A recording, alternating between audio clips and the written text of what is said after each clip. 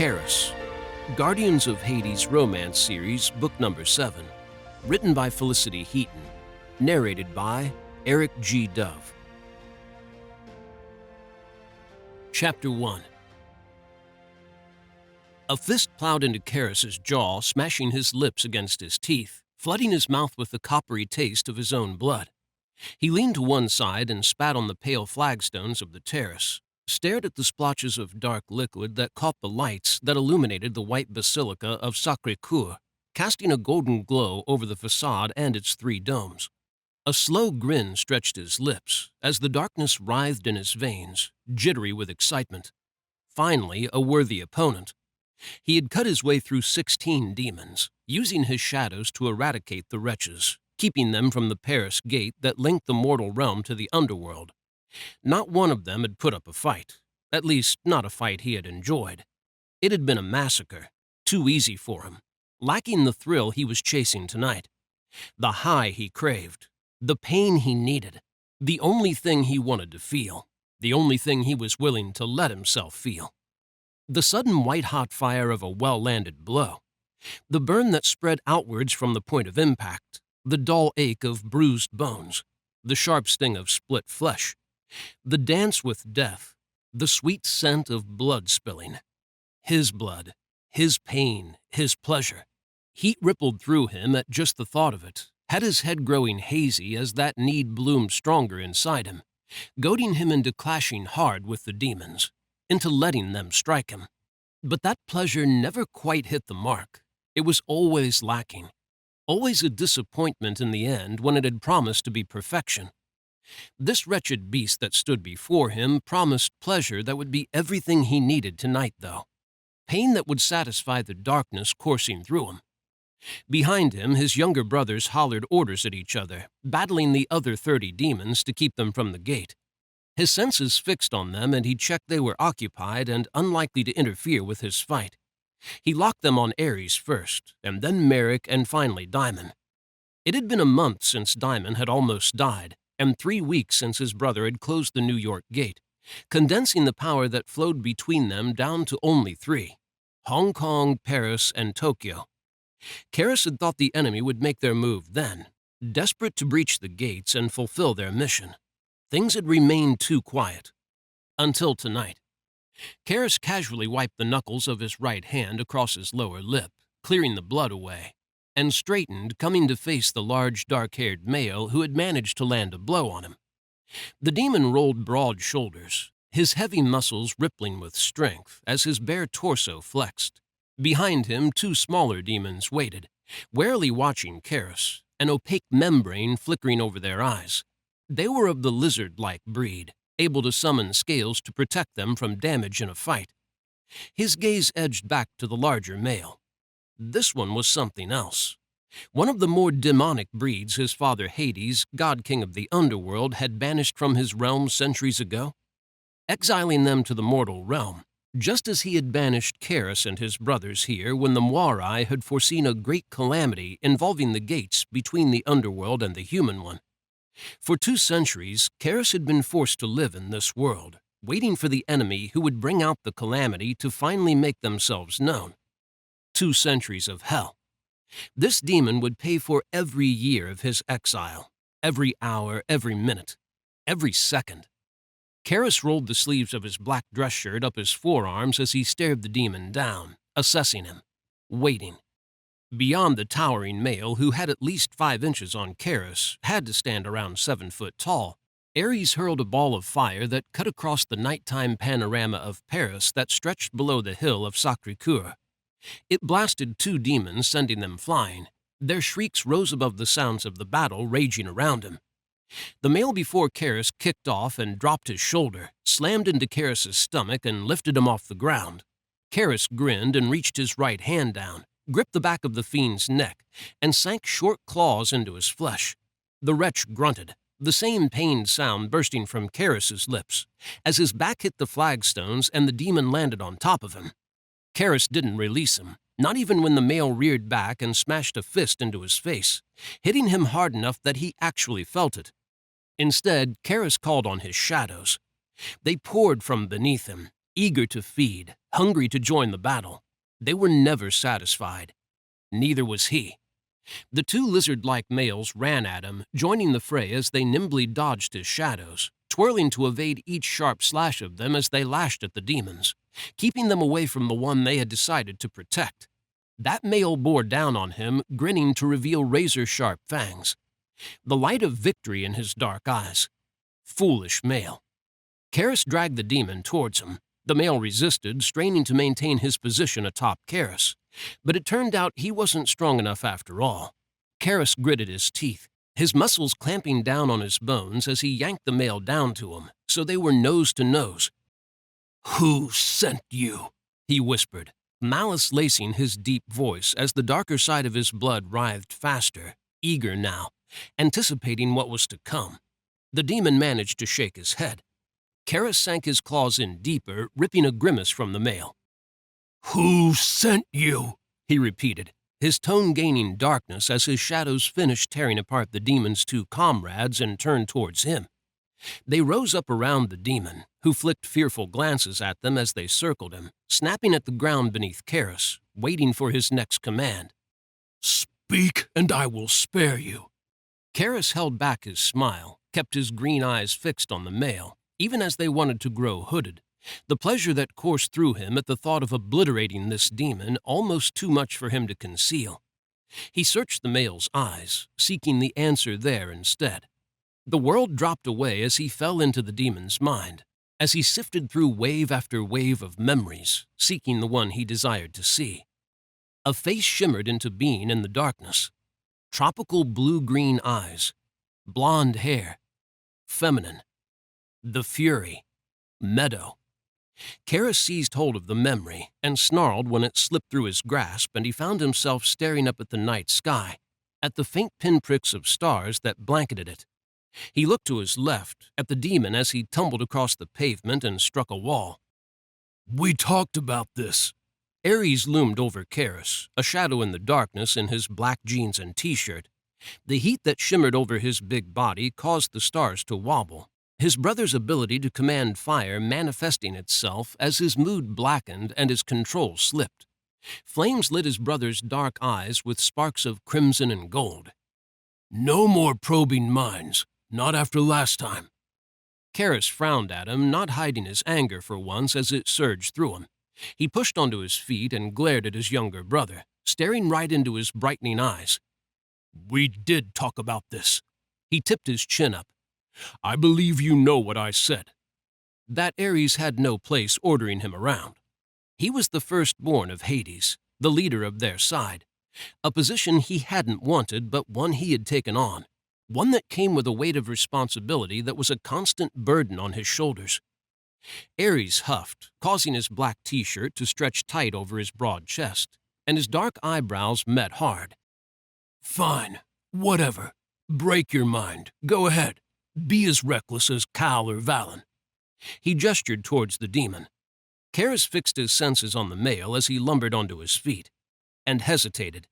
As much as he wanted to ensure that Ares stopped questioning his authority, he couldn't probe the demon's mind again. Not because Ares was right and it was dangerous, but because he was damned if he was going to appear as undisciplined as his two younger brothers. Diamond and Merrick strolled through the carnage to stop behind Ares. Diamond wiped his hand across his brow, smearing black demon blood across it and over the soft spikes of his white hair. Merrick's earthy eyes fixed on Keras, concern shining in them. Both of them were waiting to see what he would do. Keras shifted his gaze to Ares. Behind Keras, the demon bellowed as shadows tore into him, snaking around his limbs to tug at them, ripping him apart. "Satisfied?" Keras said with an arched eyebrow. Ares arched one of his own as he leaned left and looked beyond Keras to the dead male. "One of the finer examples of just how much like father you are." Diamond nodded in agreement. "Couldn't have just decapitated him or something?" Merrick ran a hand through his unruly dark waves, preening his hair back as he said nothing. Merrick always had been the wisest of his brothers. The darkness coursing through Keras, a gift from his father's blood, bared fangs at Merrick, urged him to strike the male down. Keras clenched his fists and denied that urge, the action drawing Ares' eyes there as the flames in them faded.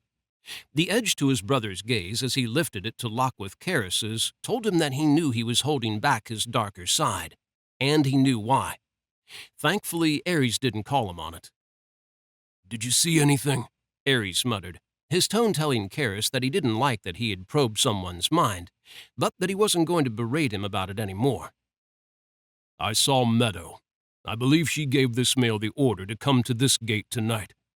Keras looked beyond his brothers to the point where the gate remained hidden.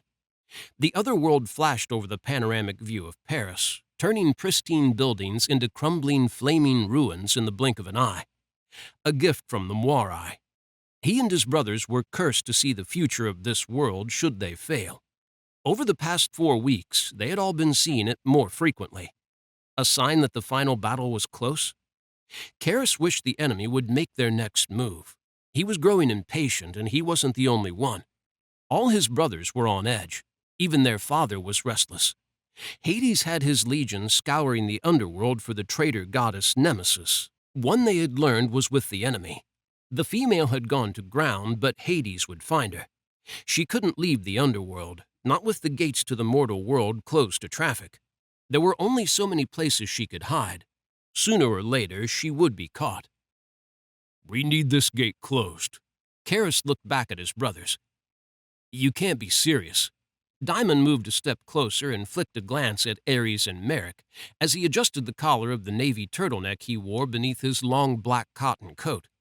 He frowned when he found a rip in it and pulled it away from his neck, looked at it, and then huffed. One Keras was sure was aimed at him rather than his ruined top. "We can't close this gate." "We can and we will." Keras wasn't in the mood to argue with his brothers about it either. Ares had challenged him once tonight. The next one to challenge him was going to be taught to never do it again. He lowered his hand to the pockets of his black slacks and subtly skimmed his fingers over the small box in his right one, just the feel of it enough to take the edge off his mood. It promised a different sort of pleasure, one that would satisfy the itch steadily building inside him now the fight was done. "Closing the Paris gate is dangerous." And Ares was pushing his luck. Keras turned a look on him, one that didn't deter his brother. "Hong Kong is still unstable because of its connection to Escher. Escher's still struggling to recover from his other side taking control. He's circling the drain." Diamond's pale blue eyes turned glacial, his irises blazing white ringed with navy as he snapped, "He isn't. He's getting better."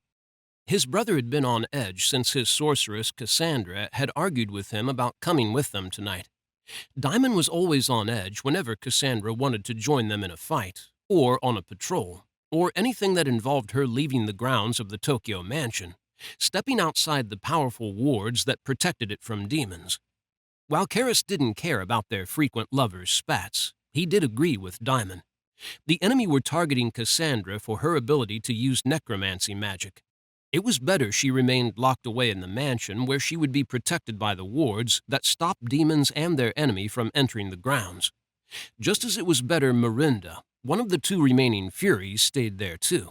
There they could protect Cassandra and Mirinda and keep them out of the enemy's hands. If the enemy got their hands on them, and on the body of the Wraith and the 3rd Fury they had in cold storage on the mansion grounds, then it could turn the tide of the battle against Keras and his brothers.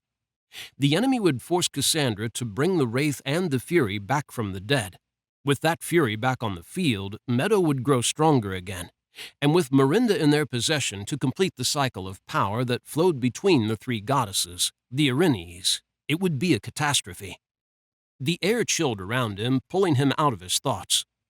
Diamond stood toe-to-toe with Ares, glaring up at his face, his irises glowing white in the darkness. Because Ares was speaking ill of Escher. Escher and Diamond were close, the closest out of all his brothers. Bad-mouthing Escher in front of Diamond was always a good way of causing an ice storm. Frost flowers bloomed and glittered on Diamond's black leather gloves as he stared Ares down. Ares huffed, his breath fogging in the air. "We need to face facts. Escher is struggling. His blood bond with the Hong Kong gate is proof of that." Diamond opened his mouth as if to argue and then snapped it closed. "With Hong Kong so unstable, There's a chance that closing Paris will make the remaining gates too powerful and too unpredictable. Merrick cast Keras a look that had his hackles rising, because it questioned his strength. He could handle the power of the Tokyo Gate. They could close every gate except that one, and he would still be able to handle it. He narrowed his eyes at his brother, tired of everyone questioning him. The darkness hissed at him again, whispered words about Merrick and a certain goddess. A goddess who always chose to visit his brother and not him. A goddess Keras shut out of his thoughts. He focused on the discussion, used it as a distraction to deny her and the weakness that infested him, one that had him wanting to think about her. He ignored the darkness that flowed in his blood, that murmured words of her and tempted him to recall her image, to remember days long past. He twisted the silver band on his thumb, spinning it with his index finger as he fought with himself, with that possessive side of his blood. Treacherous blood, vile poison. He wanted to bleed it all out of him. Keras tamped down that need and focused once again on his brothers, trying to quell the darkness as his hand shifted back to his pocket. He focused on the pillbox, on the promise of relief it offered. He just had to make it through the next few minutes. He looked Ares straight in the eye. "Seal this gate." He knew it was dangerous to close another one, but he wanted to drive the enemy to react. He needed to force their hand. He looked at the city again, at the other world. "We need to do something," he murmured, lost in the screams that rent the hot, smoky air, and the vicious snarls of the demons hunting the humans who had loosed those terrified cries. Lost in the beauty of destruction. Wanting to step into that world and feel the heat of the fires that licked over the buildings and devoured the trees, to bathe his hands in black demon blood and feel the slide of it over his skin. "The enemy is out there," he said, his voice distant in his ears. "Gathering strength, recruiting more demons into their ranks. We are giving them too much time." Ares heaved a long sigh and sounded as reluctant as he looked when he said, "You're right. We need to force their hand. But if I do this, I have a condition." Keras dragged his green gaze away from the burning city of the other world and fixed it on his second-in-command. "I'm withdrawing from battle." Ares held his hand up when both Merrick and Diamond went to speak, silencing them. "I have to think about Megan." His heavily pregnant bride. Keras wasn't sure how he was meant to feel about her pregnancy, wasn't sure how he was supposed to react. When she had first announced it, he had forced a reaction because he hadn't felt anything. Now, as he thought about her heavy with child and saw the love in Ares' eyes, the depth of his need to take a step back from the battle to be with her, Keras felt something. An itch to reach into his pocket, slip a pill from the box, and swallow it. A hunger for the quiet and the cold, the numbness that was a comfort to him. He forced himself to remain still and deny that compelling need. Forced himself to see in Ares' eyes that he meant it.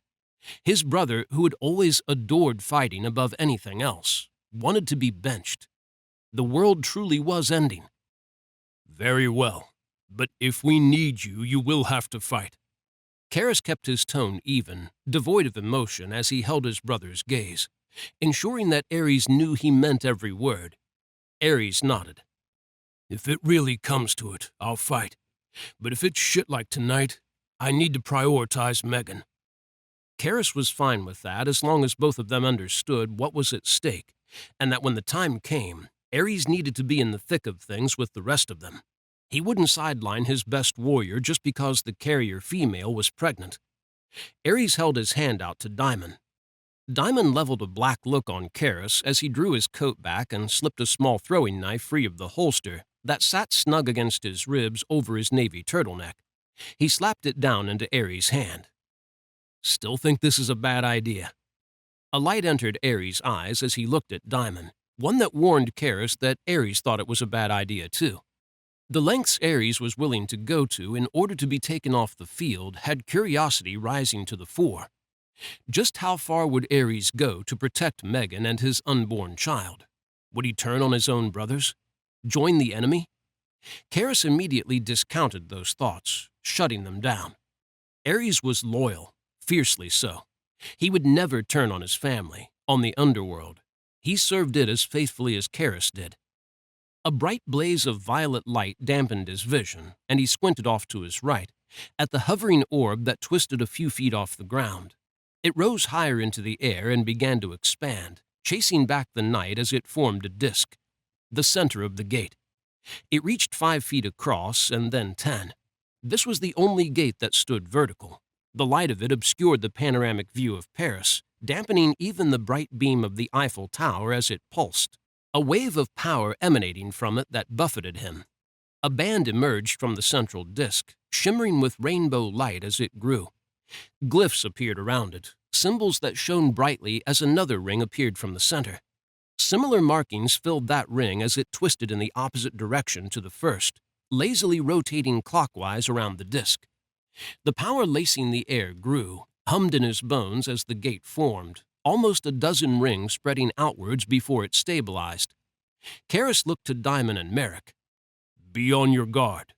They both nodded, and he turned his back to the gate, his sharp senses stretching outwards into the shadows that surrounded the terrace. Seeking demons.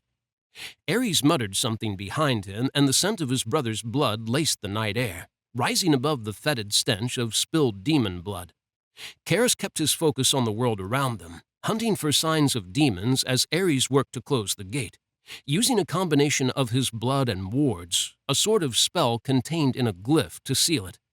When the power the gate emitted grew stronger rather than weaker, Keras looked over his shoulder at Ares where he stood with his arm outstretched. One ring of the gate rotated through his wrist, slowly turning red as it passed through his brother's arm without harming him.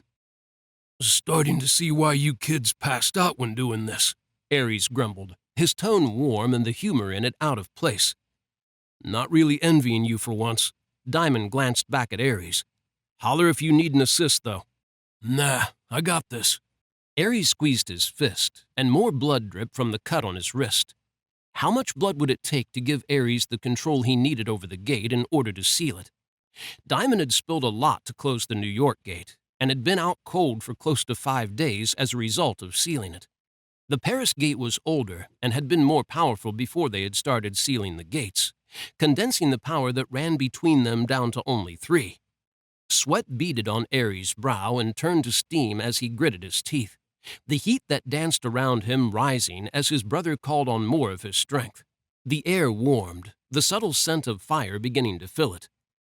"Watch your power." Keras didn't want to end up singed because Ares had pushed too hard and had lost control of his power over fire as a result. He would heal, but Ares would feel terrible about it, would be a constant thorn in his side for at least a few weeks, apologizing all the time. He needed Ares strong and confident, his usual brash self, not moping because his power had gotten the better of him. "Trying," Ares said, strain in his voice. Keras turned his focus to the world again, stretching his senses out far and wide to scan for demons. Behind him, Ares grumbled something, and the smell of his blood grew thicker in the air. The power the gate emitted began to fade, signaling that his brother was finally managing to seal it. And still no demons. Keras's hand dropped to his pocket, the urge to take a pill growing stronger, now that he felt sure that no more demons were coming. He needed the release. He tamped down that urge, denying it once again. Behind him, Ares muttered something to Merrick, and Keras sensed Merrick move. He glanced over his shoulder at them, checking them both. Ares was on his knees now, his arms shaking as he tried to hold them out in front of him. Blood dripped from the wounds on his wrist, spilling in thick rivulets onto the shimmering rings of the gate. The power of the gate dulled further, fading more swiftly now. "He good?" Diamond asked.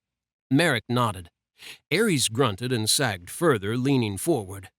The rainbow-colored rings of the gate began to shrink, the first of them disappearing into the central disk. Keras watched it as it closed, his senses still fixed on the world around them so no demons could sneak up on them.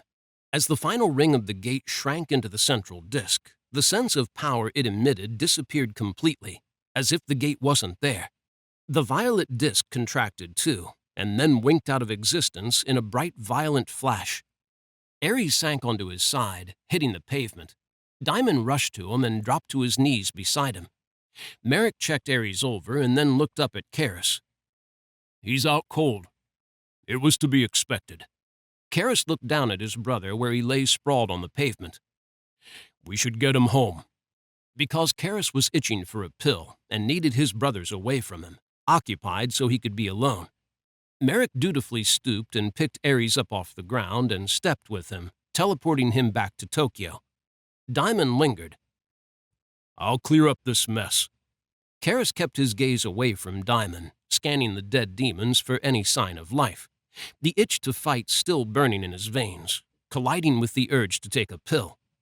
Diamond still lingered. When Keras looked at him, it was clear his brother wasn't convinced, suspected something. Keras brushed that off as paranoia. He wanted a pill and was worried he wouldn't get it. That was all this feeling was. Diamond probably didn't want to go because he didn't want to leave him alone, vulnerable to attack. "Go." Keras waved Diamond away and unleashed his shadows, sending the black tendrils spreading outwards to devour the remains of the demons. "I have this. Cassandra will be worried about you." The mention of the female was all it took to have Diamond stepping, giving Keras the peace he badly needed. He was finally alone. He slipped his hand into the pocket of his black trousers, pulled out the small stone pill box, and slid the lid open with his thumb. He plucked one of the tiny onyx pills from the box and placed it on his tongue and swallowed. Anticipation curled through him, almost as sweet as the high he knew was coming. His eyes slid shut as he waited for the endless silence and emptiness he craved. In a matter of seconds, cold spread through him, obliterating his feelings, stealing him away from the world. He savored the cool rush of numbness, the slow fade of his pain. He was so used to feeling it now that it was welcoming, soothing in its own right, a promise that everything would be fine in only a few short minutes. Keras sank to his knees in the middle of the terrace, aware of what his pills were doing to him and what he was doing, abusing them to take away his emotional torment, hiding within the silent euphoria that they created. It was wrong of him, but he couldn't stop, not now. On some level, he knew that he was addicted, knew that this would only end with more pain. One day, someone was going to discover what his pills did to him and how far he had fallen. But for now, it was so easy just to roll with it, so much easier than trying to stop or facing his pain.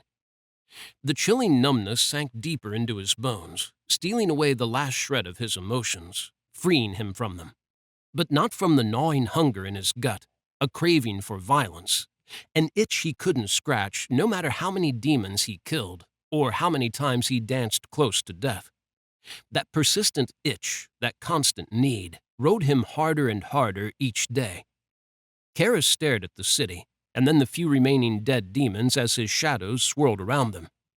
The fight tonight hadn't satisfied him as it normally would have, but he was too lost in oblivion to muster the hunger to hunt and kill more demons. The pills began to dampen that need too, and the part of him that wanted to fight wasn't pleased. He sat there in the middle of the terrace, hazy and calm, trying to shed his desire to kill and wanting to just accept the peace flowing over him. He raised his hands and stared at them, at the black blood that was drying against his skin like tattered gloves. Patches of white skin shone through, stark against the darkness.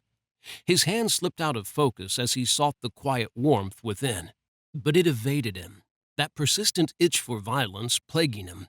He stood on a snarl, tried to muster his fury so it wouldn't be just empty killing if he went out to hunt more demons. Tried and failed. He pulled the pillbox from his pocket again and stared at it, a war erupting inside him. He wanted another pill, but was deeply aware he couldn't do it. As much as he craved the oblivion, the release from his hunger for violence and his emotions, it would be too risky. There was a chance he might be needed tonight. If his brothers needed him and something happened to them because he had let the oblivion of the drug claim him and was unable to help, he would never forgive himself. Not only that, but there was a chance that if his brothers did need him and he responded, that they would see what the pills really did to him. He couldn't let that happen. He shoved the pillbox back in his pocket and stepped, savoring the cool darkness that embraced him as he passed through a link to the underworld. When he landed in the bedroom of his townhouse in Paris, he strode forwards with purpose, shedding his clothes along the way. Keras slid the door of the shower cubicle open reached in and turned the handle on the water. The cold spray hit his arms, swift to warm. He slid the glass door closed and stripped off the last of his clothes, stepping out of his black trunks and kicking them aside. When he was sure the water would be warm enough, he stepped into the shower, easing the door closed behind him. He washed methodically from head to toe, erasing all demon blood from his skin, eradicating all evidence of tonight's fight, except for a few scratches he had managed to pick up. Keras stared at them as he ran his fingers over them, tracing the grooves in his flesh. In a matter of hours, they would be gone, not even a scar left behind. His gaze strayed to the silver band around his left thumb. Pain tried to surface in his heart. The pills kept it at bay, but barely. The temptation to take a second one was strong, had another fierce battle erupting inside him. He couldn't do it, no matter how much he wanted it, no matter how much he needed it. Keras switched the water off and stepped out of the shower, grabbed a black towel and dried himself. He paused in front of the mirror above the vanity unit, stared at his reflection as he rubbed a towel over his black hair. His green eyes were dull, his pupils dilated. He stared into them, recalling what he had seen in the demon's mind tonight. Meadow. He was sure she was the one who had sent the demons to the gate. The enemy were on the verge of making a move at last. Hopefully, closing the Paris gate would prompt them to attack, giving him the battle he craved. Keras turned away from the mirror and strode into the bedroom. He discarded his towel and grabbed a pair of underwear from his drawers and slipped them on, following them with a fresh shirt and a new pair of slacks. He moved through his bedroom to the living room and through it to the kitchen. The white cabinets gleamed in the light as he switched it on, the black marble countertops reflecting it too. He rounded the kitchen island and opened a cupboard above the sink, took out a glass and moved to the end of the island nearest the sash windows. He paused there, set the glass down and stared at it a moment before opening the cupboard at that end of the island. He grabbed the only thing it contained, a bottle he had procured when Valen had come close to leveling a bar in Rome. Curiosity had driven him to purchase it, but he had never found the courage to do more than that. He unscrewed the cap, his mind whirling with 1,000 thoughts, all of which he tried to ignore as he tipped the bottle. His hand shook so badly that he spilled some of the clear liquid on the black counter. But enough hit the glass. He set the bottle down, stared at the glass. He wasn't sure what would happen if he drank the alcohol, but he wanted to feel something again. Only killing satisfied him, and he wanted to feel the pleasure when he bloodied his hands. He wanted to hunt, to slaughter demons. He couldn't do that with the effect of the pill in his system, dampening his feelings, stealing them away. After he had satisfied his itch for violence, he was more than happy to slip back into oblivion again. But right now, he needed to feel something. He had been too hasty in taking the pill. He should have tracked down more demons to satisfy his lust for battle, not sought to shut it down so quickly. Keras lifted the drink, watched the clear liquid swirling around the glass. The sensible part of him raced through all the possible outcomes of imbibing it. There was a danger he could lose control as Valen had. If he lost control, he could decimate the mortal world. But he didn't care. Keras knocked the drink back. He just needed to feel and kill. And besides, if he destroyed the earth, it would be one hell of a buzz. Chapter 2. Enyo smoothed her black breastplate, fingers rubbing over the point where it met her waist, flowing down to the strips of onyx leather that encircled her hips. She repeated the process over and over again as she peered at herself in the mirror. The bright sunlight that streamed in through the windows on the left and right of her bedroom reflected off the silver metalwork on her armor. Her senses stretched around her, sharpening to keep track of her brother. He remained at a distance, which was helping to keep her nerves in check, but did nothing to help her vanquish them completely. The thought of what she was about to do kept them at a constant simmer inside her, had her smoothing her armor again. She twisted away from the mirror, pacing across the marble floor, her boots loud in the heavy silence that shrouded her. She struggled with her fear, battled it violently, refusing to let it get the better of her. She was a goddess of war, born for battle, shouldn't be afraid of what she was about to do. She kept telling herself that again and again, but it wouldn't sink in. Enyo paced back across her bedroom, each swift stride carrying her rapidly from one wall of the pale room to the other. She stilled when she sensed someone outside in the corridor, her focus narrowing on them as she waited. They moved on, and she breathed a little easier when she realized it was only one of her brother's aides. This was foolish of her. If her brother discovered what she was about to do, or found out after she had gone through with it, he would be furious with her. She had vowed not to interfere with the war erupting in the underworld, but she couldn't stand by any longer, allowing the sons of Hades to fight alone. She needed to be there, needed to help them, needed to help him. Enyo strode back to the mirror, untied her hair and raked her fingers through it, smoothing the long black strands. Was it better down? She canted her head left and right, unable to decide. It was better down. No, it was better up. It looked more professional, would give a better impression, and make it clear she was only there to offer help, even when she wasn't. She pulled her hair back and twisted it into a bun, fastening it with silver clasps. Much better. Her stomach flipped, and not for the first time. It had been constantly turning since she had made her decision. She would leave Olympus. She would go against her brother's wishes. She had to.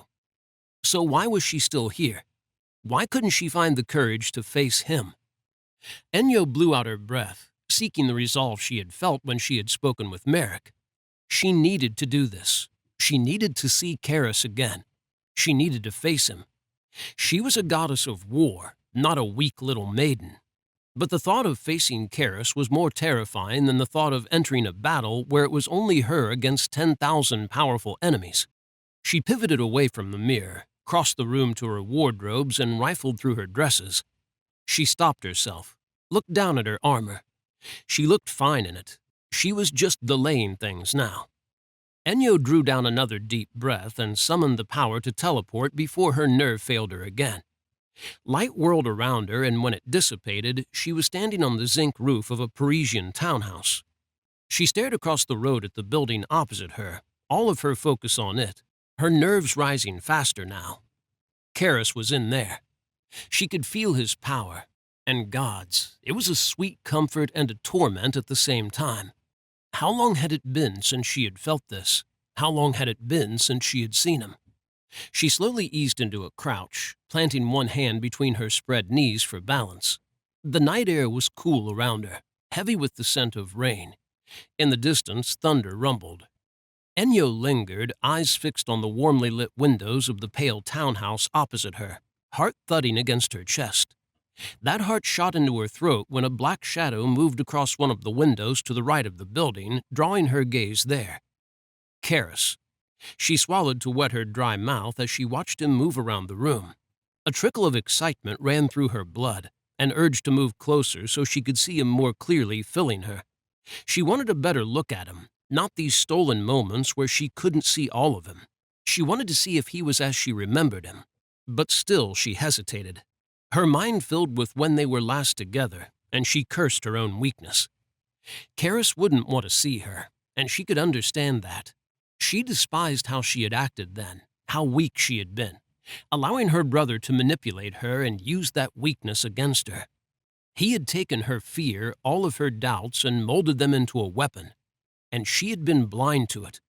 She had believed him when he had told her that Hades would never approve of the match, that he would expect more for his firstborn son than her. Hearing that had stung her, not only because she had believed she could be with Keras, but because it made her realize that her brother thought she wasn't worthy of someone like him. It had shown her how little he thought of her. Looking back now, she could see why he had done it. Marrying Keras would not only have reflected badly on her brother Ares because he had promised her to another, but she would have been elevated in society and may have even surpassed him in standing and power. Her eyes were open now. She had learned over the last 2 centuries that her brother was an egotistical bastard, lived to constantly hold her back so she couldn't surpass him. He had trampled her feelings to keep her in her place. She should have known that the moment he had confronted her 2 centuries ago, should have seen the reason why he had done it, why he had chosen to confront her the second he had noticed she was spending a lot of time with Keras, and the two of them had been growing close. Gods, she had been so defensive in response and had denied feeling something for Keras, and that was something she had come to regret. Her weakness had plagued her these last 200 years. She should have stood up to her brother. She shouldn't have let him walk all over her like that. It had taken her far too many centuries to reach this breaking point, but she was going to step over that line her brother Ares had drawn, was going to defy him and do what her heart desired for once. That heart ached as Keras moved to the next room, briefly disappearing before he appeared beyond an elegant couch. He kept walking, concealed by another wall for a hard beat of her heart before he emerged. He opened cupboards and withdrew some things, set them down before him, and stood with his back to the window, to her, obscuring her view of the items. What was he doing? Preparing a meal? A smile wound its way onto her lips as she recalled a moment with him, one shortly after he had moved into his own home on the grounds of the main palace in the underworld. He had confessed he found the thought of learning to cook appealing. She had teased him often about that in the years that had followed, and always he had grumbled about how his parents insisted that the household staff took care of that sort of thing for him. His parents were as old world as her brother, believed that cooking and cleaning were the domain of servants, not the gods who ruled the lands of the underworld and Olympus. Enyo had tried to cook once, had been wandering the shores of Olympus near to the port, and had found herself on rocks that jutted out into the crystal-clear water. Fish had been swimming around below her, and she had watched them for a while before realizing that she wasn't alone. Two men had been fishing further along the shore, and she had approached them, had been curious about what they were doing. They had kindly answered her questions and made an offering of fish to her. She had attempted to cook it on their open fire, much to their amusement. Apparently, it was better to remove the guts first. A lesson that she still remembered now, together with how she had made the two men laugh by mentioning how removing guts was a specialty of hers. Enyo let those memories fade away and focused back on the present, on the dark god in the building opposite her as he stood with his back to her, still in the same place she had left him when her mind had wandered. She was putting things off. She knew it deep in her heart. The memories she conjured were a distraction, a way of lingering where she was, avoiding facing him. She pulled down an unsteady breath and blew it out, steeling herself. "Be brave," she murmured softly and rose to her feet. She clenched her fists at her sides and then flexed her fingers, called to mind all the times she had gone to battle. Countless wars. She had fought in thousands of them with her brother and sometimes alone.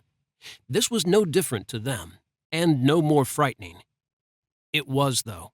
It was infinitely more terrifying.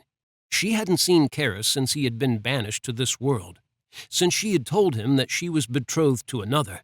She stared at Keras's back, aching with the need to go to him, to look into his eyes and read his feelings in them as she used to. Had he ever had feelings for her beyond friendship?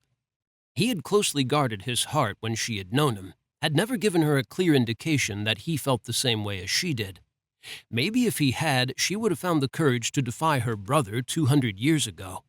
She pushed those thoughts aside, aware that they weren't helping her and that there was no point in thinking about how things might have been. She couldn't change the past. She could only shape the future, starting right here, right now, by speaking with him again. Would he remember her? Merrick said that he did, but for some reason she couldn't bring herself to place what little faith she had in the words he had offered her. She feared that Merrick was wrong, and that if Keras had ever felt something for her, those feelings either no longer existed or no longer matched hers. "Focus on why you are here," she muttered, using it to bolster her courage. "You came to give him information." A sound plan. One she had put into motion upon hearing from her brother that Nemesis had betrayed Hades. Enyo had done a little digging, as Merrick called it, and had heard many rumors about Nemesis. She sucked down another breath and held it as she teleported, appearing in a swirl of white-blue smoke in the kitchen of Keras's home, only a few feet behind him.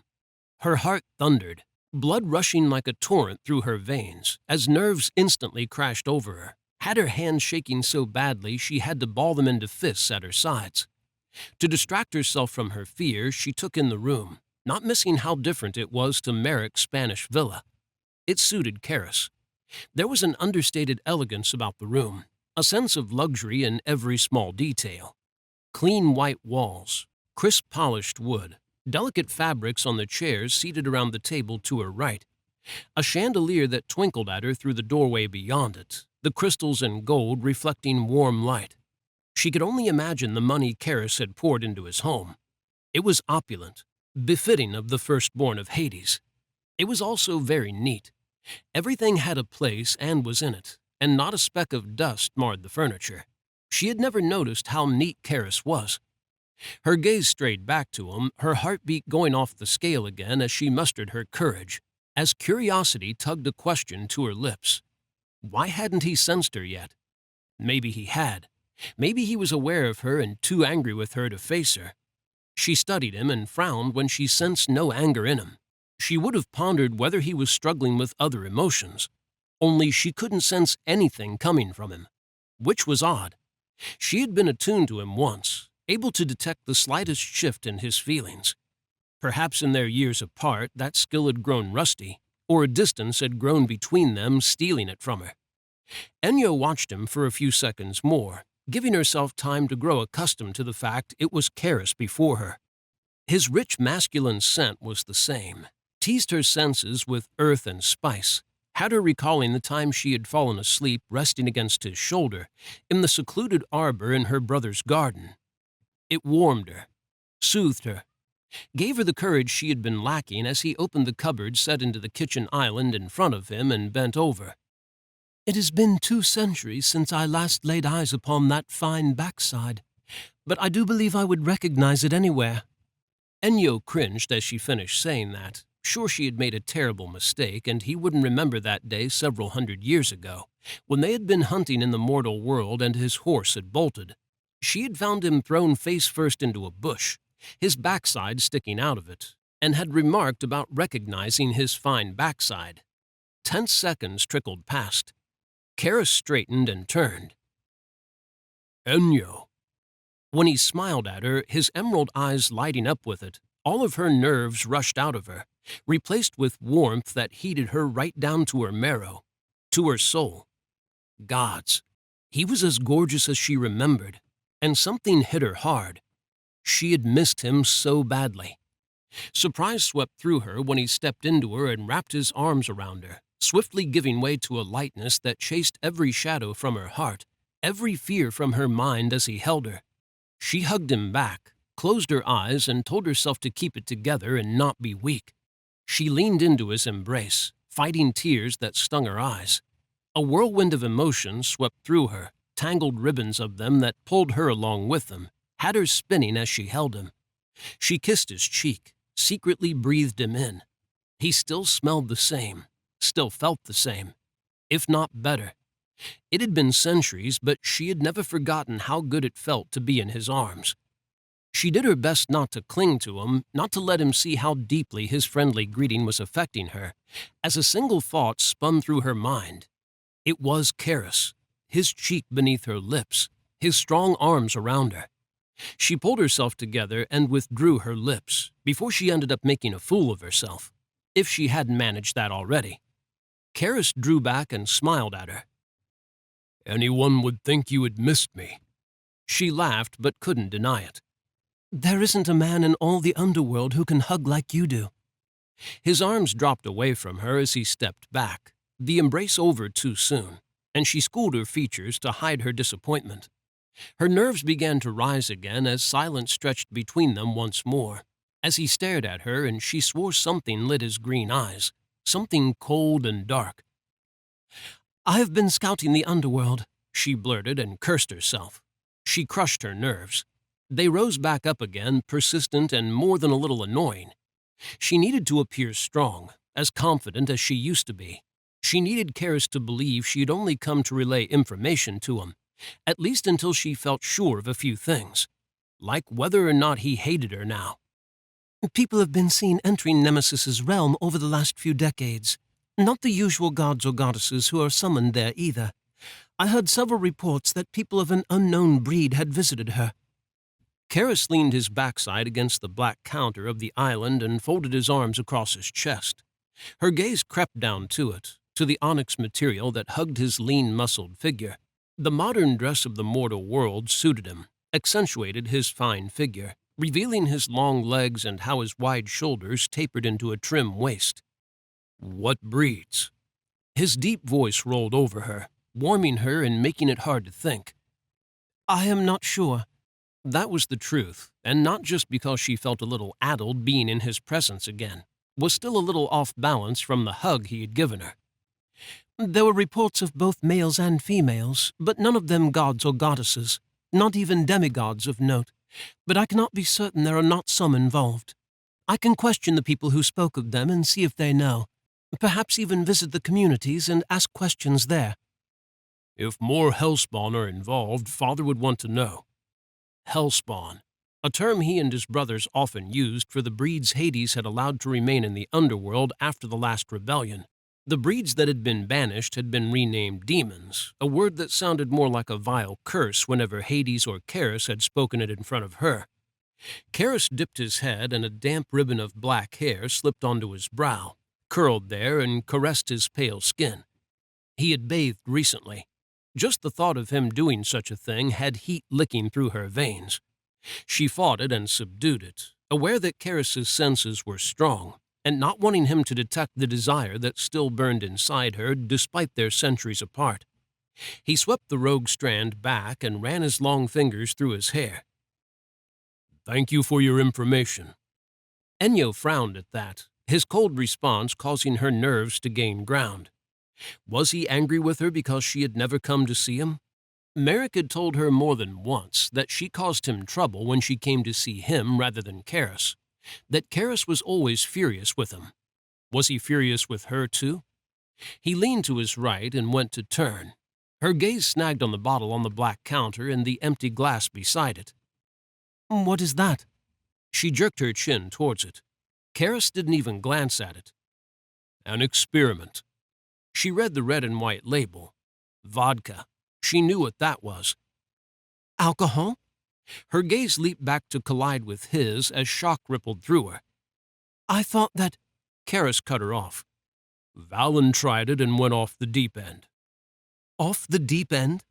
She couldn't hide the confusion that swept over her, knew he had heard it when a semblance of a smile touched his lips. A mortal saying. It means to lose control, to be wild. Enyo filed it away as she looked from the bottle to him, concern replacing her confusion. Valen had lost control, and Keras had decided to imbibe the same mortal-made brew that had made him wild. Did he want to go off the deep end, too? And you? She frowned at him. What did you feel? Her eyes strayed to the bottle again. Nothing. Keras shifted a step to his left, into the path of her gaze. Why?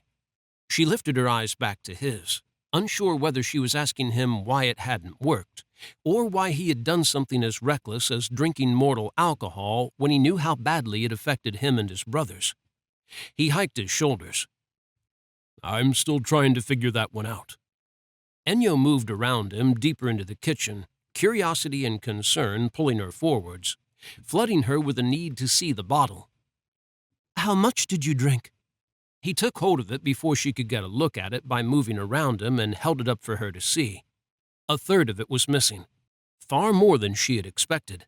She hoped to the gods that he had at least started with a sip to gauge his reaction to it, rather than diving straight in at a full glass. She stared at the bottle, unable to shake the feeling something was wrong. Very wrong. A third of a bottle of alcohol was a lot for him to drink. Was this more than an experiment? Had he hoped to awaken the same destructive power that Valen had by drinking alcohol? Her gaze drifted back to meet his. Why would he want to unleash that sort of power on this world? His eyes revealed nothing, not a single trace of what he was feeling. His heart was closed to her, and it chilled her, had the warmth she had felt from being in his presence and in his arms turning to ice in her veins. She reminded herself that she deserved his anger and this cold shoulder. She had come here to make amends, to slowly piece their friendship back together, and perhaps even build on it in time. Olympus hadn't been built in a day, and she was going to have to pick up the rubble of their past before she could begin constructing the future she wanted with him. or at least a path that might bring her there if he felt something for her. Right now, she wasn't sure that he did. In fact, she felt certain he didn't, and that he never had. She tried to focus on the present, refusing to let the past jade her or read into things too much. She had leaped the first hurdle. She just had to keep on her feet now and keep running forwards. No looking back. "Perhaps your inhibitors are too strong," she said. He tensed and his eyes darkened briefly, a shadow passing across them that lifted when he glanced down at his wrists, at the twin bands that encircled them, dampening his powers so he could be in this world without destroying it with the strength of them. She'd had thousands of years in this world to learn to control her power, and he had been thrust into it without any training, expected to know how to hold back his strength. "A reaction?" Enya watched him closely, canting her head to her right as she tried to decipher whether the alcohol he had consumed was affecting him. He barely shook his head and didn't look at her. She closed the distance between them again and took hold of his hands. An electric thrill bolted up both of her arms, had a shiver tripping down her spine as she felt the coolness of his skin against hers.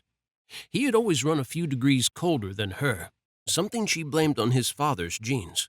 Hades could be as cold as they came. Enya used her thumbs to brush the cuffs of his black dress shirt back and stroke them over the twin-braided onyx bands that encircled his wrists, sitting flush against his skin. The power locked within them seeped into her. The man she had known in the underworld, never as strong as she was, but still incredibly powerful. She watched her thumbs caressing his wrists, fought another bout of nerves and ridiculous tears that wanted to fill her eyes, as she felt a shadow of the connection that had once existed between them. Keras's hands, strong, capable, skilled in battle. Wrestling her emotions back under control, she lifted her gaze to his face, burning with a need to take it in again. His green eyes lingered on her hands where she touched him, something she couldn't decipher slowly filling them. "I really did miss you," she whispered, and cursed when the tears she thought she had wrangled under control began to fill her eyes. She blinked them away before he could see them. "I haven't had a good fight in centuries." He smiled, but it lacked the emotion it would have held once. He slipped his hands free of hers and turned his back to her, grabbed the glass and carried it to the sink to her left. Enya stared at the bottle on the black counter. It worried her to see him doing something so irresponsible. It wasn't like him. Sure, she had been hitting the ambrosia again recently, since things had started getting more intense in the mortal world. She had needed the escape it offered as her worry for Keras's safety had grown. Was Keras seeking such an escape too? Keras casually turned back to face her, the air between them growing awkward again, something she felt sure she was the only one feeling. He stared at her in silence, and again she was hit by the fact that there wasn't a single trace of emotion in his emerald eyes. None of the anger she deserved for avoiding him for 2 centuries, and for the manner of their parting. He was strangely calm. There wasn't even a hint of hurt in him. It made her feel as if she was looking at a different man.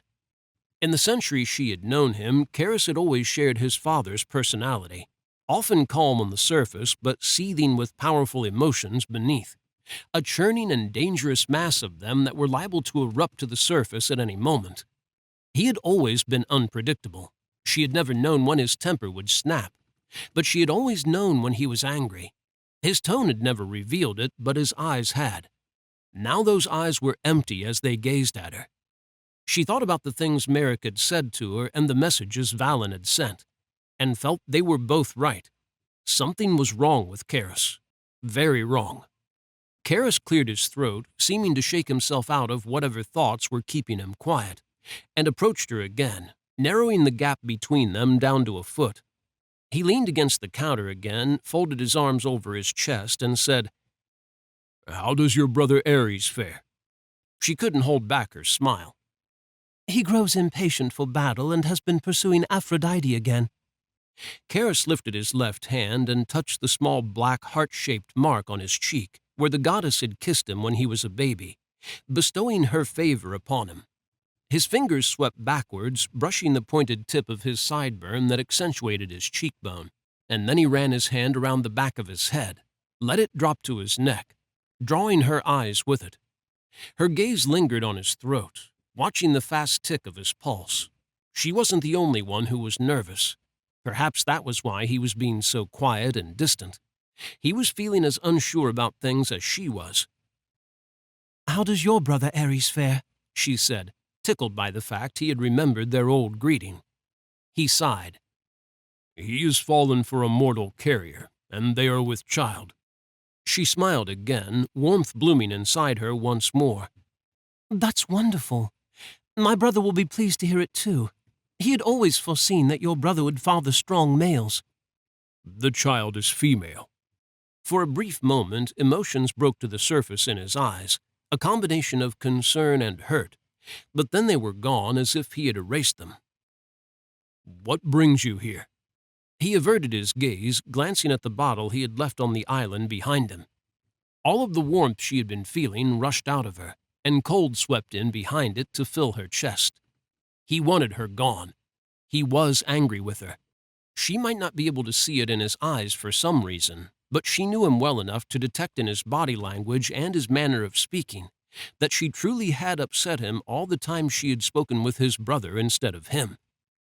1,000 apologies rose to her lips, none of them good enough to make up for what she had done. They all felt shallow, a desperate reach for him to forgive her right here and now, when she knew she had to work for that forgiveness. "I told you, I came to bring information." She regretted saying that when it sounded cold to her. It lacked the feelings that were in her heart, emotion she was too afraid to risk putting out there when he was like this, icy and distant. She clenched her fists and straightened her spine, refusing to let him get to her. She had come here to make things between them better again, and she would. War is coming. I want to help you, but I cannot. My hands are bound. Brother will not allow me to fight, and neither will your father." "Then you should not be here." He turned his back to her, grabbed the bottle, and stared at it. "I am sure you know that." She did know that. She knew it, and she didn't care. "This is war," she snapped, frustration mounting to get the better of her. "I am a goddess of war. I should be fighting alongside you." "We do not need your help." She gritted her teeth and fought to hold back the words she wanted to hurl at him, aware that arguing with him was not only pointless, but it wasn't the reason she had come to him. She had come to make things better, not worse. "I am part of this war, whether you or Hades or my brother likes it or not. I have been bringing you information." Keras turned on her, darkness ringing his green irises, and his power pressed against her as the light in the room dimmed. He growled, "Bringing me information." She eased back a step, not wanting to provoke him when he was like this, liable to lose control of his temper and unleash it on her. Darkness reigned in his eyes, swift to devour the emerald, building like a storm. Fine, so he was angry. Really angry. The storm passed swiftly, the black ring his eyes had gained losing ground against the emerald as he stared at her, as his breathing leveled out again. She waited for a few minutes, until the air in the room grew awkward again, and then said, "How does your father feel about Nemesis being involved?" Keras's black eyebrows knitted hard. "Angry. He's angry about the fact messengers are involved too. He's ordered all of them contained, and no longer trusts any of them. If he wishes to speak with us now, he summons us." That worried her. Hades relied heavily upon his messengers since he couldn't leave the underworld. He had created them for that reason, and now he couldn't use any of them without fearing they were working for the enemy. "Hades shouldn't have to summon you in order for you to travel to the underworld. It is time that he allowed you and your brothers to freely travel there. If Nemesis is trapped there, then that is where you should be. You need to petition your father." She instantly regretted letting that all spill from her lips as his face darkened again. "You have no right to dictate what I should do or what my father should do," he bit out, the black invading his eyes again as his power rose to sweep around her and the room darkened. She glanced down at the floor and eased another step back as shadows writhed at his feet. Her gaze darted up to lock with his. It wasn't like him to be so changeable. She tried to blame his ridiculous experiment, but deep in her heart she feared it was something else. She feared that something dark had been growing inside Keras in their time apart, since she had told him she was betrothed to another. "It was nice to see you again." His deep voice was cold, lacked emotion as he stared her down. Ennio looked into his eyes, into what felt like a void, an icy chasm that chilled her to her marrow. There had been warmth in his eyes once, genuine warmth. Had she been the one to kill it, or had he? He pivoted away from her. This time she took the hint. She turned away too and focused on Olympus, only to let the connection between her and the realm where he clearly felt she belonged fall away. What was she doing? She looked back over her shoulder at Keras. He leaned forwards and braced his hands against the marble counter, gripping it tightly as he hung his head. She reached out a little with her senses, sure she would get nothing from him. Stifled a gasp when she felt the pain, the rage that coiled inside him. Pain and rage that were her fault. She should have waited until he was with his brothers before seeing him for the first time in 200 years. She had made it weird. She had made him uncomfortable. And now she was paying for it. She wanted to say something more to him, but instead let it go. And teleported. But she didn't go home. She was a goddess of war, and she intended to wage one that should have happened centuries ago. She intended to win Keras's heart. But even a goddess of war needed an army on her side. She landed in a street, crisp, cool morning air bathing her as she lifted her head, and stared at the impressive gatehouse of the elegant Edo-period Japanese mansion. Chapter 3. Keras strained, his entire body locking up tight as he gripped the edge of the black counter before him. The marble cracked beneath his hands as he breathed hard, battling the urges that surged through him. The reason he had forced Ennio to leave. Ennio. He lowered his head, didn't care when it struck the cold marble and pain splintered across his skull. Sickness brewed inside him, had bile rising up his throat as he thought about her, about the twisted need that had come over him. A vile hunger for her to strike him, to deal pain, to draw blood. Gods, he was sure he had ruined everything, that he had pushed her away and would never see her again. But he'd had to do it, had to make her leave. When she had mentioned his inhibitors, his mind had leaped to his pills, fear that she knew of them swift to claim him and leave him shaken. That fear had remained even after he had realized she was speaking of his limiters, the bands he wore to dampen his powers in this world. It had eaten away at him, slowly erasing the numbing hold of the pill he had taken, freeing his emotions. At first, it had only been shame and hatred that had filled him, two feelings directed at himself, as he had been struck with an urge to take another pill. He didn't even want to contemplate what Ennio would think of him if she knew of his pills. Couldn't bear the thought of her knowing. When the effect of the drug had faded enough that other emotions had surfaced, and he hadn't been able to hold them back, it had driven him to the verge of doing something terrible, begging her to cut him, to wound him, to turn fighting into foreplay.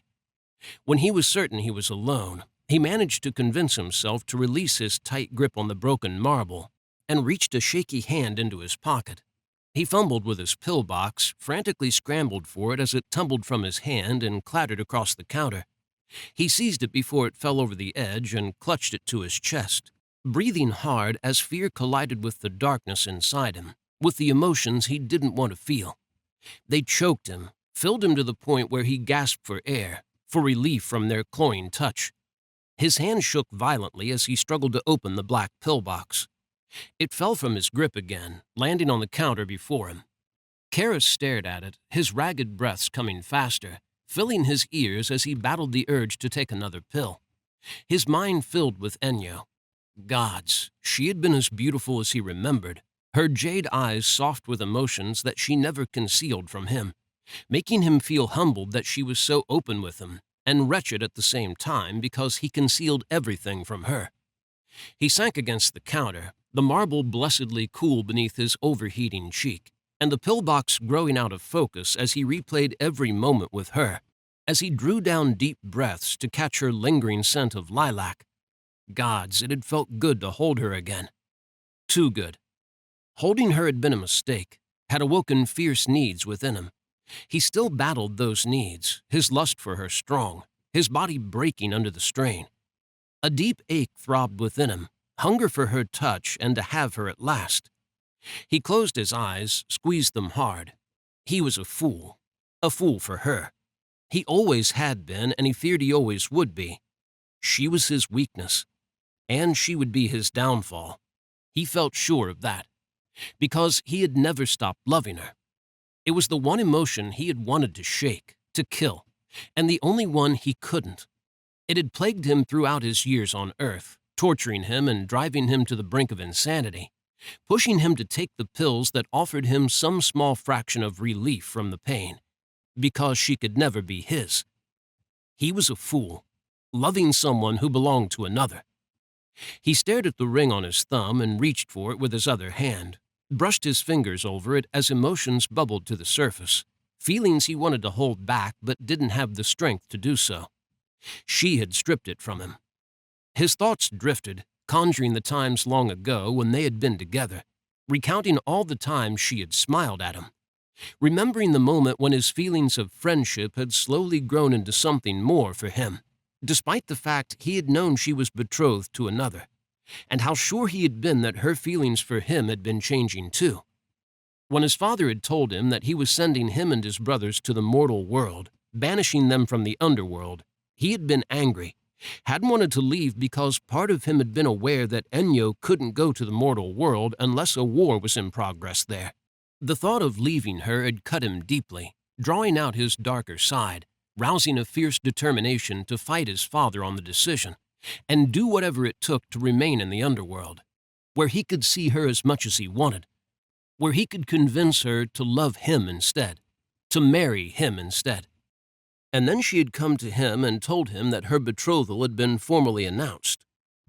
And the look in her eyes had confirmed she was going to go through with it, had left him feeling he had been mistaken, and she felt nothing for him beyond friendship, and never would. Gods, he had been glad his father had sent him to the mortal world after that, had been swift to depart the underworld and not look back. He had thought he would be free of her, would forget her and move on. He hadn't.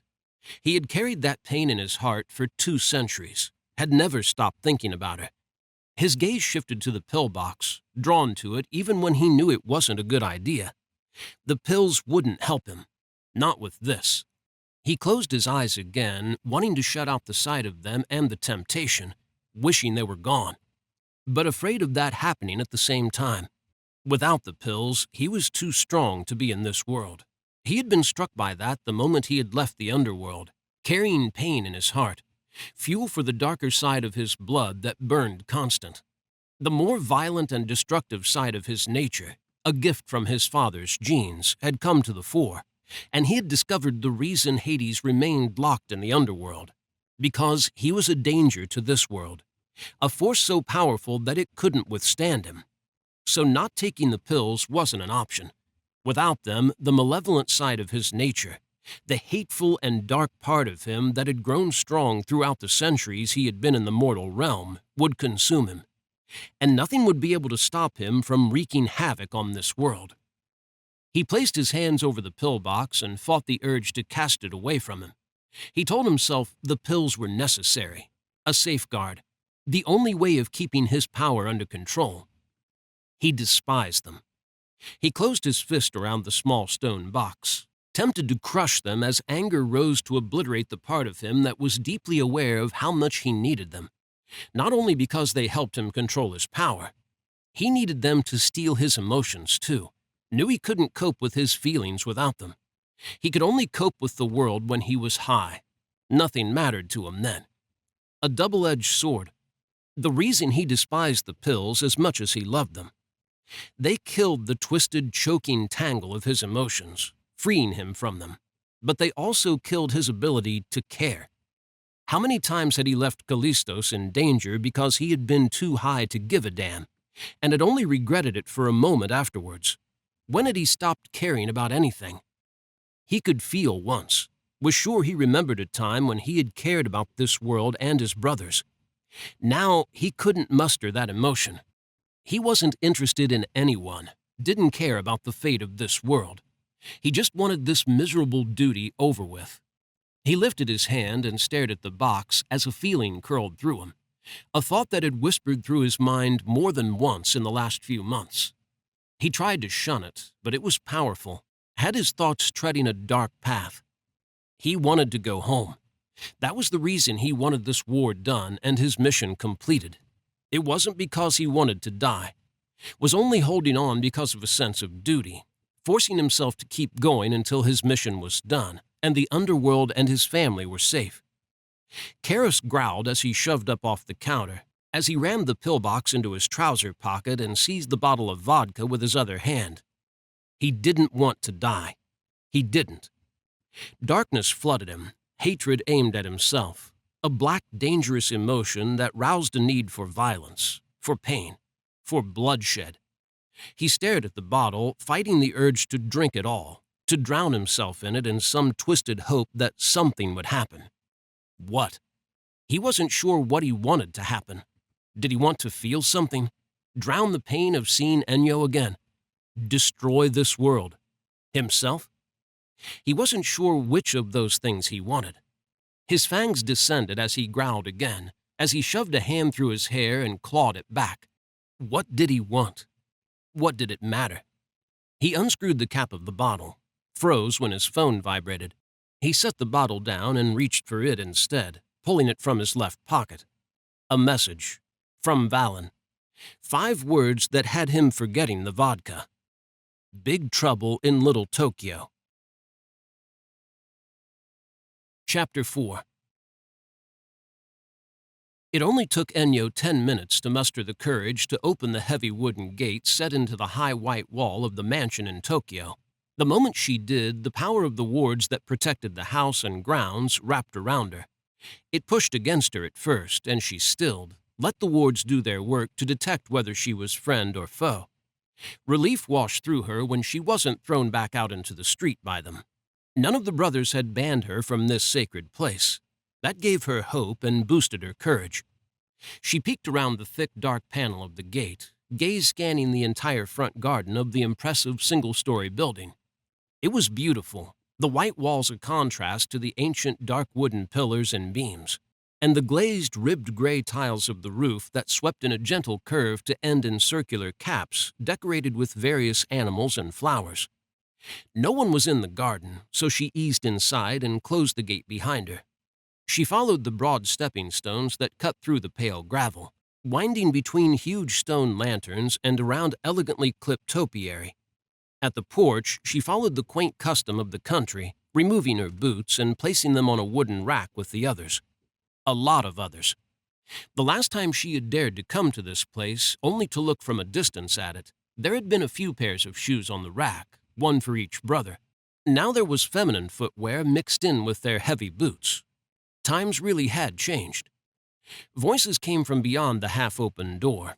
She picked out a few of them, recognizing Valen as he swore about something, and Diamond and Callistos too. They all sounded on edge. Because of her?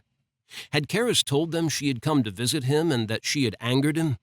Or perhaps it was because she had dared to enter the grounds of the mansion without permission. She pushed the door open, an apology for entering unannounced rising to the tip of her tongue. A blonde woman rushed past her, hot on the heels of Callistos. Ennio's gaze tracked them as they disappeared around a corner to her left. "The spell is holding," a black-haired woman said, her thick Russian accent making her sound angry when she didn't feel it to Ennio.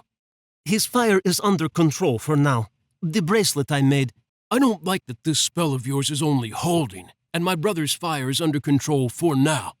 I want a more permanent solution," Escher snapped, his blue eyes dangerously bright. Beside him, a pretty Japanese woman petted his arm. "Everything will be fine. Please, calm down." He spared the petite black-haired female a glance, and then his gaze strayed back to her and lingered. "I am trying, but Ares is in danger of burning the entire building down." She smiled softly but said nothing. "Well, we can't use the outbuilding because it's being used for cold storage," Diamond put in. "Cold storage?" Curiosity pulled those words from Ennio. Everyone glanced at her, none of them looking surprised to see her. We have 2 of the enemy dead and on ice. We're keeping them from the enemy in the hope they might want them back." Merrick ran a hand around the back of his neck and then rubbed his left shoulder through his black linen shirt. A woman with caramel-colored wavy hair stepped up behind him and kneaded his shoulders, her soft voice slightly accented with a Spanish note as she spoke. "You're too tense. I'm too tense." "Dial it back," Valen barked as he paced across the golden mats. "I'm on edge enough as it is." Enya wasn't sure what his problem was, but as she looked at each brother in turn, she noticed that he wasn't the only one who looked on edge. They all did. "Merrick." Diamond scrubbed a hand over his mouth. "Just deal with her. We have this." "Watch your tone, little brother." Merrick glared at him, but it faded as he looked at the rest of his brothers and seemed to notice the strain that showed on all their faces. Strain that only increased Enyo's sense of curiosity. He took hold of Katerina's hand and led her away. They both paused as Cal bit out, "Maybe take her to Scotland or something. I can't handle this shit." Merrick glowered at Cal and then disappeared, leaving swirling black ribbons of smoke behind. "Thank fuck," Valen muttered, and she didn't miss how a lot of the tension drained from the room, especially the brothers. He glanced at her, his golden eyes losing their brightness as he finally stopped pacing. "Fun fact. Merrick's girlfiend has a hefty dose of succubus in her, and her living in this house with everyone else is a bloody nightmare." That explained one thing for her, but she still wanted to know about the other. "If the 2 you have in cold storage are dead, what use are they to the enemy?" "Cass here is a sorceress." Diamond gestured to the black-haired woman beside him, his pale blue eyes warming as he gazed at her. Enyo presumed Cass was Diamond's lover. "She knows necromancy magic, and the enemy want her so they can bring their dead back, since we killed their necromancer." Interesting. Almost as interesting as the fact none of the brothers seemed at all bothered by her presence. It was as if it was perfectly natural for her to be standing here among everyone, part of the team. "What are you doing?" Cal frowned at Escher and then looked at his brothers. "What is he doing?" Escher didn't look up from his phone. "Ordering a tent." "A tent?" Valen crossed the room to him and swiped his phone from him, earning a black look from Escher. "Seriously? He was ordering a tent. What the hell, man? Have a heart. Your big bro is out cold after closing a gate, and you want him to do what? Sleep it off in the garden?" Escher snatched his phone back, his eyes narrowing on Valen. "Fine, he can sleep it off in the bath." "He'll drown." Diamond held his hands up when Escher turned his glare on him. "Think about Megan. You want Megan hanging out at the bath all hours of the day and night to watch over him?" "The babe," Escher murmured, his frown fading as his gaze lost focus. The Japanese woman stroked his arm. "Megan should be comfortable. Aries should be comfortable. I have an idea." He glanced at her and his eyebrows knitted hard as she released him and walked away. His gaze tracked her. Enyo's did too, mostly because she couldn't take her eyes off her. The brothers were all dressed similarly, wearing dark shades and plain modern clothing of jeans and t-shirts or shirts. Even some of the women in the group were dressed in such a manner, with the exception of 2 of them. The witch, Cass, wore a slinky black dress that had a long slit up her thigh, and the Japanese woman wore black and white striped stockings, a purple and black plaid pleated short skirt, and a neon pink t-shirt with violet skulls printed on it. Enyo had never seen anything quite like her. She went into a room beyond the low dining table to Enyo's left and re-emerged with a flat red package. "A fire blanket?" Diamond rolled his ice-blue eyes. "You're as bad as each other." The woman pouted, her fine eyebrows furrowing above her dark chocolate eyes. Escher growled and bared fangs at Diamond. "Aiko's idea is a good one." Diamond raised his hands again. "Fine. Aiko's idea is a good one." He muttered something else beneath his breath, and Escher looked as if he wanted to growl again. Aiko came to him and he shifted his focus to her instead, swept his knuckles across her cheek to clear her black hair from it, and smiled down at her, looking proud. Keras's family had always been interesting. It appeared the addition of the women had only made it even more interesting. Escher suddenly stiffened and growled. "Demons! Here?" Valen looked around him.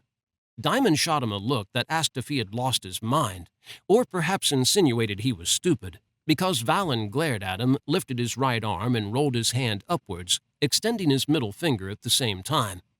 With his other hand, he typed on the screen of his own phone. "Calling it in." When Escher, Diamond, and Callistos teleported, Enyo realized where the demons Escher had sensed were. She followed them, appearing on the rooftop of a neighboring building in the heart of a cluster of skyscrapers in the center of Tokyo, where the sun weakly beat down on her, not strong enough to take the chill from the air, but strong enough to deter demons. The breeds that had been banished from the underworld, and even some of the ones who had been allowed to remain, were sensitive to sunlight. Exposure to it had a tendency to kill them if they didn't seek the shadows. "It is daylight," she hollered to the brothers. "Thanks for that, Captain Obvious," Callistos said. "I don't think they got the memo, though." She frowned at him, tempted to put him in his place, but her gaze strayed beyond him when he jerked his thumb over his shoulder. Over the rooftop, where the gate was hidden, someone had cast a shadowy dome. "That's new," Diamond muttered. Escher slid him a look. "Are we sure they didn't get their hands on any of Cassandra's blood? Look, magic isn't something you just absorb. Well, it is, but they'd need to know the spells." Diamond shrugged, his voice losing conviction as he added, "Which I'm guessing they've been working on since we last saw them." That didn't sound good. "Holy shit, is that—" Callistos cut himself off when Escher suddenly disappeared. He looked at Diamond, who teleported too, and then at her. He hiked his shoulders, raising the hem of his black t-shirt. "Guess we fight." He disappeared too. Enyo looked at the massive shadows clouding the top of the next building, attempting to peer through them to see what the brothers had. A lot of demons swarmed the rooftop. She stilled as she caught a flash of blonde hair and a face that looked eerily familiar. The woman looked like the one who had been pursuing Callistos in the mansion. It dawned on Enyo. The Fury. She had heard that the brothers had one on their side, and that the other two were with the enemy. This woman had to be the remaining one of those two Erinyes, a goddess of the underworld. Anger surged through Enyo's blood, as hot as fire, roused by the thought that goddesses of that realm were turning against it and the god-king who ruled it. Shameful, despicable creatures. Power flooded her, and she turned her sights on the woman, the world narrowing down to only her as she fought to hold herself back, to resist the pressing urge to leap into the fray and deal with the traitorous goddess. This wasn't her battle to fight. The blonde froze and looked at her. Their gazes collided. Fear washed across the female's features, and she pivoted away from the gate as it began to open. She sprinted across the flat roof, and Enyo's gaze leaped ahead of her, desire to know where the female was going filling her. Violet-black smoke billowed near the edge of the roof, sparking with green lightning. The female leaped into it. One of the brothers swore. Escher grabbed two demons, and both males shuddered, their eyes rolling back in their heads. He cast them aside, hurling them into the other demons. "Are they testing our response time?" Diamond unleashed two spears of ice. The first buried itself in the stomach of a female. The second clipped the shoulder of a male and sent him toppling over the edge of the roof. Diamond raised his hand and paused, locking up tight. Maybe they're seeing how many they can lure away from the fucking mansion. He disappeared in a swirl of black smoke. Escher and Callistos remained. Lines bracketed the corners of Callistos' mouth as he swept his hands upwards, sending several demons flying into the air. They broke through the shadows and entered the light, their screams filling the air as the rays of the sun struck them, and their skin instantly began to blister. Fear washed over her, coming from Callistos. He wanted to return to the mansion too, was afraid for his fury just as Diamond had feared for his sorceress. "Go," Enyo said as she leaped across the gap between the buildings. Callistos whirled to face her, surprise washing across his features, lighting his stormy blue eyes. He nodded and teleported just as she landed beside Escher. Escher glanced at her, nodded too. He kicked off and she followed him, supplying only backup, never engaging with the enemy herself. She dealt with the ones Escher maimed and left to bleed out, telling herself on repeat that she was only doing her duty as a goddess of war, claiming the dead from a battlefield. He made swift work of the demons, impressively vicious and efficient as he cut through them, using his power over water to make them bleed and his short claws and fists to deal blows meant to weaken. Power suddenly pressed down on her, so intense she struggled to get air into her lungs and was forced to stop moving. Her eyes widened as the shadows began to bend, to part, writhing violently as if they were attempting to resist, when resistance was futile. She pressed a hand to her chest, her heart laboring as the sense of power in the air grew stronger. Perhaps she had been wrong. Keras was stronger than she remembered, not weaker. The shadows suddenly broke apart, fragmenting and swirling in the air, drawing back together into a twisting, thrashing mass that hovered a few meters above the rooftop. Sunlight bathed the demons. Agonized bellows rent the air. She stood immobile in the middle of the rooftop as the shadows rapidly descended, her wide eyes tracking the pointed tips of them as they tore through the demons, ripping them apart as they fought to escape the light. And then Keras was there. In the middle of the fray, his expression twisting into something disturbing as he slashed at them, as he broke bones and split flesh. Pleasure. She couldn't breathe as she watched him fighting. He was too brutal, too dark, too different to the man she had known back in the underworld. She couldn't believe her eyes. Keras had always been destructive, like his father, and had always enjoyed a fight, much like her. But he had never been like this, cold, vicious, terrifying. His lips twisted in a smirk, his green eyes flooded with warmth as he moved from one demon to the next, wrapping them in shadows that protected them from the sunlight, so he could tear them apart with his bare hands. Cold stole through her as she watched him, a dreadful feeling weighing her insides down. This wasn't Keras. This was something else. Someone else. The darkness. A shiver chased over her skin, turning it to goose flesh. She had to stop him. She lunged for him when he neared her, grabbed his arm, and shouted, "Stop!"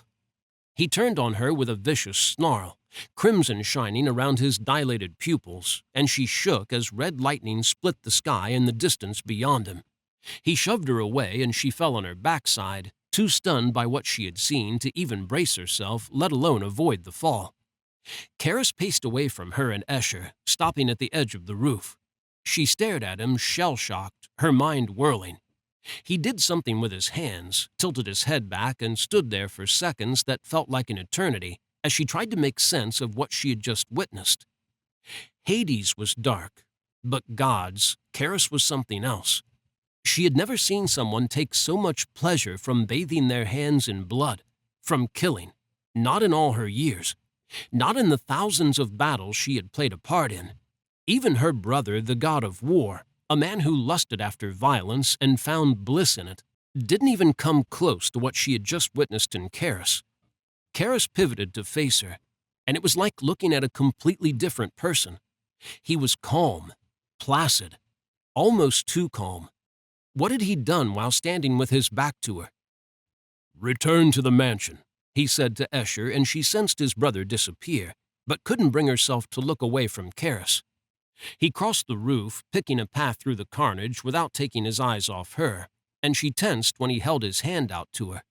Her gaze fell to his hand, and she frowned as she spotted the ring on his thumb. A ring she had given to him. A token of friendship.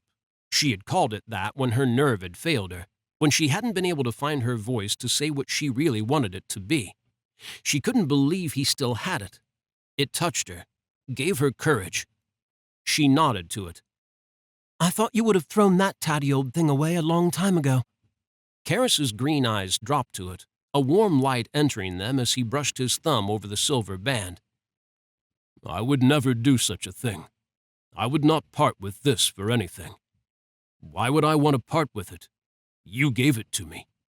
His eyes lifted to hers, flooded her with warmth, with hope, because a glimmer of his true feelings shone in them, and for the first time she felt she wasn't alone in her feelings.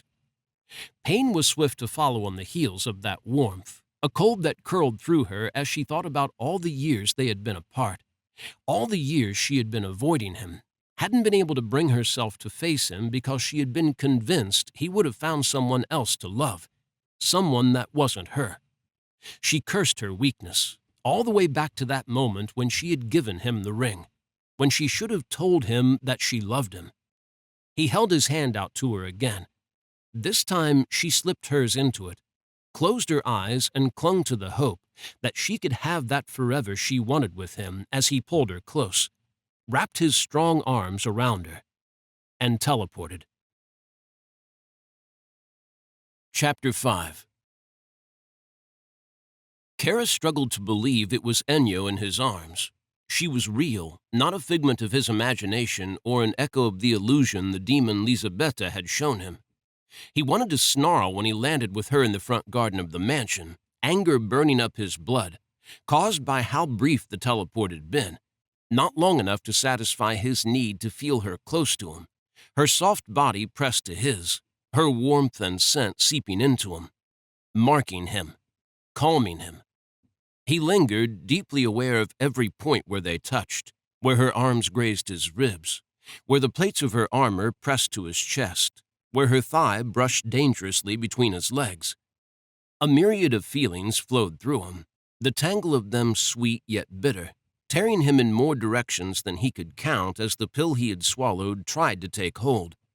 He wanted to roar as she eased back from him, a terrible need to growl and pull her back to him, to pin her against him as he took her mouth, flooding him. Together with a desperate urge to feather his fingers lightly along the graceful line of her jaw and stare into her eyes forever, and a wild hunger to lash out at her and make her pay for leaving him alone for so many long and torturous years. Keras checked all those needs, refusing to let any of them win and control his actions. He released her and turned away, heading inside to speak with his brothers instead. Everyone had already gathered in the main room of the horseshoe-shaped house, everyone except Ares and Megan. He felt the absence of Ares keenly, felt the weight of expectation land solely on his shoulders for the first time in a long time, and it was too heavy to bear. Some of that weight lifted as Ennio joined him, coming to stand close to him. He struggled to keep his eyes off her and his mind on the meeting, had to use every drop of his iron will to shake the awareness of her that sank soul-deep into him despite the pill he had taken. His unruly emotions remained, refusing to be cowed by the drug. The numbing chill was slow to seep through his veins this time. Because he had already taken a pill, and a second one so close to the first meant it wasn't as effective? Or because the feelings Ennio stirred in him were too strong for the drug to suppress? "You think they were trying to draw us away from here?" Diamond looked at Cal and then Escher, dragging Keras's focus back to the room. Both men nodded. "We need to be more careful," Merrick said. Cal scowled at him. "It's not like we can just hole up here." He looked at Diamond and Escher. "You saw what I did. Meadow can open the gate." "I didn't say we should leave it undefended. I only said we should be more cautious. 3 of us were enough. That was the right move. But only if that leaves 4 of us here to protect Cassandra and Mirinda and deal with any attack that might occur here." Merrick folded his arms across his broad chest. "Who was left here to protect this place?" Escher, Cal, and Diamond exchanged a look, one that relayed every drop of the guilt they were feeling. "Oh, I don't know." Valen rubbed his chin thoughtfully. Keras held back a sigh as his violet-haired younger brother added a huff, a glower, and Keras waited for his usual theatrics. Valen shrugged. "I'm only coming up with me is the answer to that. Was it me?" Cal flicked Keras a nervous glance. Keras sighed. "Merrick has a point. 3 to a gate is a solid plan, but only if that leaves at least 3 here." "I wasn't thinking." Cal grimaced, almost a flinch. Keras did him the courtesy of not leaping on that one by pointing out that he rarely thought things through before acting, mostly because he hadn't been the only one to leap into action. "It's my gate," Escher bit out defensively. "And I've always protected it with him." Diamond flexed his fingers and frost glittered on his black leather gloves, a sign that his brother's mood was darkening. Since Cassandra had made him and Ares spell-laced bracelets, their power over ice and fire had been contained and rendered back under their control, meaning Diamond and Ares had to lose their temper for it to manifest now. "Nothing bad happened this time, but this won't be the last time they try to lure us out just as we are trying to lure them out. We must be on our guard."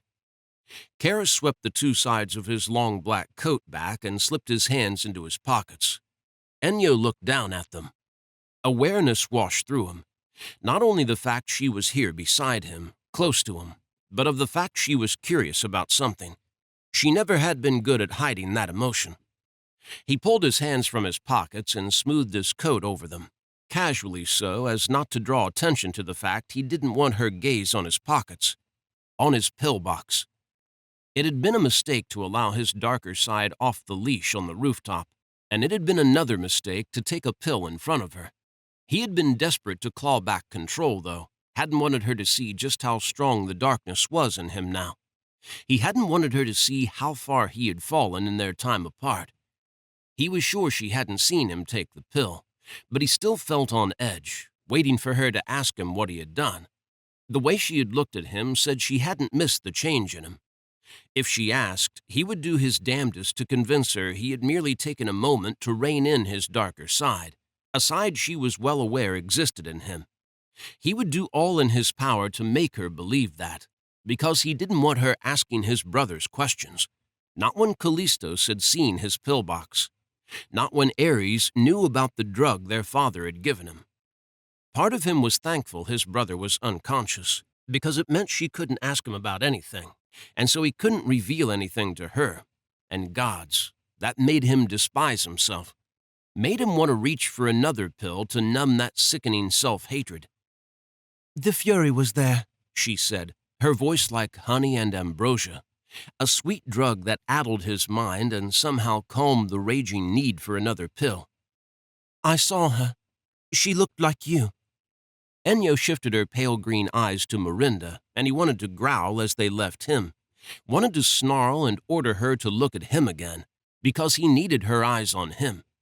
He shut down that need, somehow managed to leash it and remain in control. Miranda rubbed her hand on her loose jeans and held it out to Enyo, her French accent lending a light note to her voice as she said, "Miranda." Surprisingly, Enyo took her hand and shook it. "Enyo." It wasn't like the goddess to be so congenial to a stranger. He recalled how awkward she had been when they had first met, and how on edge and cold she had been with his brothers when she had met them for the first few times, too. In what other ways had she changed since they had parted? He wanted to know. He corrected that. He didn't want to know. There was a chance her husband was responsible for this change in her. Just the thought of her with that male had his darkness rising back to the fore. Her gaze drifted back to him, a frown drawing her fine black eyebrows together. This time it didn't calm him. It only stoked the rage, strengthening the black malevolence that coursed through his veins. "In the future, no one makes a move until we have a plan." Keras shifted a step away from her, a need to escape flooding him as his mood took a dangerous turn. "I should check on Ares." "What if the enemy comes here?" Cal said, and he wanted to curse his brother for drawing out the meeting, when he needed a moment to get himself back under control, a moment for his pill to kick in, a moment to catch his breath, to let it sink in that it really was Enyo beside him. "I don't think she will," Enyo said, drawing his gaze to her again. Some of the darkness abated, and he wasn't sure whether it was his pill finally beginning to take hold, or her that caused it to happen. "What makes you say that?" Diamond voiced the question that rose within Keras. "When she caught sight of me, she ran." Enyo looked at each of his brothers and their women in turn, singling out Diamond, Escher, and Callistos, and making Keras want to break all their necks. He subtly curled his fingers into fists and clenched them so hard his bones hurt as he tamped down that black urge. "I did notice that. I thought it was just the effect you had on people." Diamond snapped his mouth shut, the smile that had been blooming on his lips dying as Enyo narrowed her eyes on him. And Keras fought to hold back his growl. He managed it, but couldn't stop his fangs from descending, or his nails from transforming into short claws that bit into his palms. "Did she lose her sense of humor?" Diamond whispered out of the corner of his mouth as he leaned towards Merrick. "I am not sure she ever had one," Merrick murmured, barely moving his lips. "Must I warn you to be civil and respectful to our guest while she is here?" Keras struggled to keep his voice calm and even, battling the urge to snarl at his brothers, to teach them to be those two things to her by bashing their heads together, and then ripping their throats out. So, Diamond cleared his throat, nervously. Meadow takes one look at Enyo and flees, leaving her legion of lackeys to die painfully, meaning Enyo is good to have on our side. But we have a problem. Meadow can open the gate, and I'm guessing she's the one using Cassandra's magic to their advantage. Let's not gloss over the fact those demons were there in broad daylight. Somewhat problematic. Merrick frowned at the floor. We have no way of knowing how much of our blood they were able to pull from previous battlefields. It might be that this was their one shot at using spells to cloak their warriors from the sunlight. Or it might be this was all a show to scare us, flashing the fact they can use magic now. Cal's theory sounded more promising, which was a first. Either way, we need to be more careful, Keras said, hoping to drive his point home. It didn't matter whether the Fury could use some spells or whether she couldn't. All that mattered was winning this war. And the path to that was careful planning and using their brains more than their brawn. He listened to everyone as they discussed what had happened, soaking up every theory and bit of information, filing them away to muse once he had some time to himself, time he desperately needed. I can relay everything to Father. Cal skimmed a hand down his forearm over the blue ink script on the inside of it, his gift from Hermes, one he could use to form a portal to any place he wanted to go, including the underworld. Keras nodded. Cal dropped a kiss on Miranda's lips and then gazed down at his favor mark. Behind him, a shimmering blue portal that rippled like water formed, and he backed into it. It shrank and disappeared. I'll make some food for us. Escher's blue gaze landed on Enyo. Are you staying? She dipped her head. Keras's breath leaked from him, one he hadn't realized he had been holding, and some of the tension melted from his body, lifting more of the weight off his shoulders. This house is beautiful, she said with a slight smile at Escher, showing Keras that she was aware this was more his home than it was their home now. I love it. Escher slipped his hand into Aiko's and smiled down at her. The first real one Keras had seen since he had returned from the underworld and his hunt for the Wraith. But the grounds are my favorite part. Cass muttered darkly. The damned fish are your favorite part. When Enyo looked at Keras, he simply said, They have a bad history. Diamond mumbled an apology as he gathered the witch into his arms and peppered her cheek and lips with kisses. Valen Foe retched, went as far as bending over and clutching his stomach this time. Ava sighed at him and rolled her sapphire eyes, the mortal assassin clearly unimpressed with his antics. Enyo looked at them all, her jade irises glittering with something that stole his heart all over again as her gaze landed on him. Your family seems to have grown a lot stranger since the last time I saw them, she said, her voice warm and filled with light that banished the shadows in his heart to the deepest recesses. A lot stranger and a lot larger. He countered and looked at them all, and it struck him that he liked it, though. It was reassuring to see that his brothers had all found love. He looked back at Enyo as she smiled and spoke with his brothers, keenly feeling that he had found love a long time ago, and it hadn't let go of him. Had lasted the 2 centuries he had been without the source of it, the light to his darkness. That light she had awoken inside him faded back to shadows as he reminded himself that she was wed now. He had let her slip through his grasp. He had lost her. And it hurt. She looked at him and froze, her laughter dying as her face fell, expression turning serious. Is something wrong? He shook his head, even though it was. I was just thinking how it might be some time before the meal is ready, and I thought perhaps we might walk a while. Did he sound as nervous as he felt? Walk has to be the most boring euphemism for sneaking off to make out that I ever heard. Valen nudged Merrick, who looked as if he wanted nothing to do with him as he edged away. Ava cuffed Valen around the head before Keras could do it, so he settled for glaring at his brother and making it painfully clear without words that if he ever dared to speak about Enyo in such a way again, he would destroy him. He cast a look at Enyo, sure she would look horrified to be spoken about in such a manner, offended by the fact his brother had suggested she would do such a thing when she was a married woman. Crimson stained her cheeks, and she was staring out into the garden, a distant look in her eyes. He wanted to know what she was thinking when she looked like that, beautifully awkward.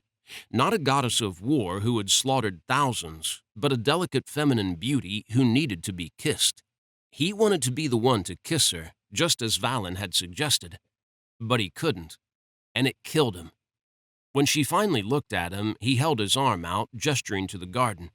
She stepped out onto the covered wooden walkway that ran around the inside of the house, enclosing the courtyard garden. He followed her, trailing a step behind her as he gathered his thoughts and fought a war against his feelings. Against the urge to reach for another pill, in the hope this one would work and free him of his emotions. What if it didn't? What if the increasing number he had been taking recently was having a negative effect, his body growing accustomed and resistant to them? Panic swamped him, had his pulse shooting off the scale. He couldn't be growing immune to them.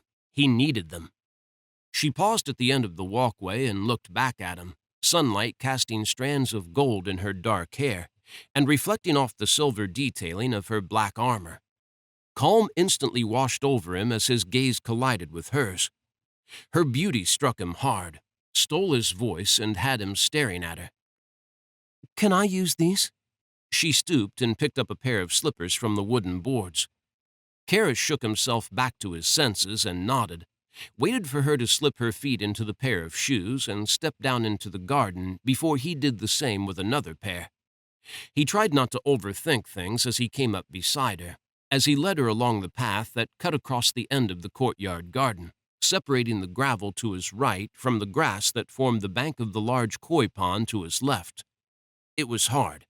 His thoughts weighed him down, growing heavier by the second, pulling him deeper into them the longer they both remained silent. He had so many things he wanted to say to her. Why couldn't he just say them? His inability to find his voice and speak to her had feelings twisting inside him, twining together into a tight knot in his chest. Self-hatred was at the fore of them, shame at his own weakness backing it up. She had come to see him, and he couldn't bring himself to speak to her, found it increasingly impossible to break the silence as it stretched between them. It hit him that he didn't know where to begin because he had convinced himself that he would never see her again, that she always visited Merrick to relay her information because she didn't want to see him. But she had come to see him in the end. "The infamous fish, I presume?" Her voice was light, driving back the dark again. He glanced at the carp in the pond. The colorful fish were following them, no doubt expecting either him or Enyo to feed them. "The very same." He pushed the words out and felt lighter for breaking his silence. The tangled knot of emotions was quick to unravel, the tension melting from his muscles as his voice echoed in his ears and Enyo looked at him. "What happened with them?" She stopped at the bottom of the arched vermilion wooden bridge that spanned the pond and led to the main garden. Diamond was frustrated by the sorceress because she had placed his boots into the bath, so he teleported her to this bridge and dropped her into the pond. It hadn't been his brother's finest hour. Enyo covered her mouth with her hand, blatantly hiding a smile. Apparently, it was not the first time someone had attempted to drown her. Enyo's smile faded as he added that, her hand lowering from her mouth. "That is not so amusing. No wonder he is still apologizing." Gods, this felt too comfortable, too much like old times. But it wasn't. He couldn't pretend things were the same as they had been then, not when they were vastly different. He couldn't let himself get swept up in a fantasy. Things had fundamentally changed between them, and he needed to acknowledge that, to put it out there and get it off his chest before he did something foolish. Like believing his love for Enyo was going to have a happy ending. Enyo crossed the bridge, her gaze drifting over the mossy boulders and trees, and the fading blooms as she followed the winding path that trailed over the gentle hills and around stone lanterns.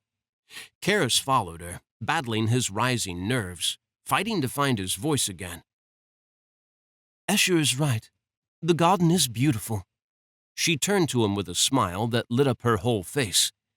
Keras couldn't hold the words back any longer. How is your husband?"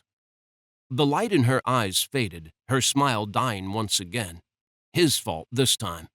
Her expression shifted, growing somber, or perhaps awkward. He curled his fingers into fists and clenched them hard, until his bones burned and the pain comforted him, giving him something else to focus on as he warred with himself, torn between taking back that question and pressing her to answer.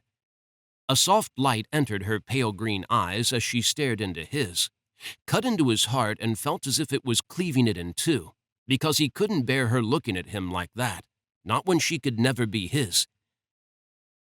"I am not married," she whispered, her voice so low that he barely heard her, was sure he had imagined those words leaving her lips. They hit him hard, unleashing unruly emotions that again defied the lingering effect of his pills. The backs of his eyes stung as he stared into hers and sought the truth there, confirmation that he hadn't just imagined she had announced she was not married. The gentle warmth and light that had been filling him faded to icy cold as another possible reason for her saying such a thing entered his mind.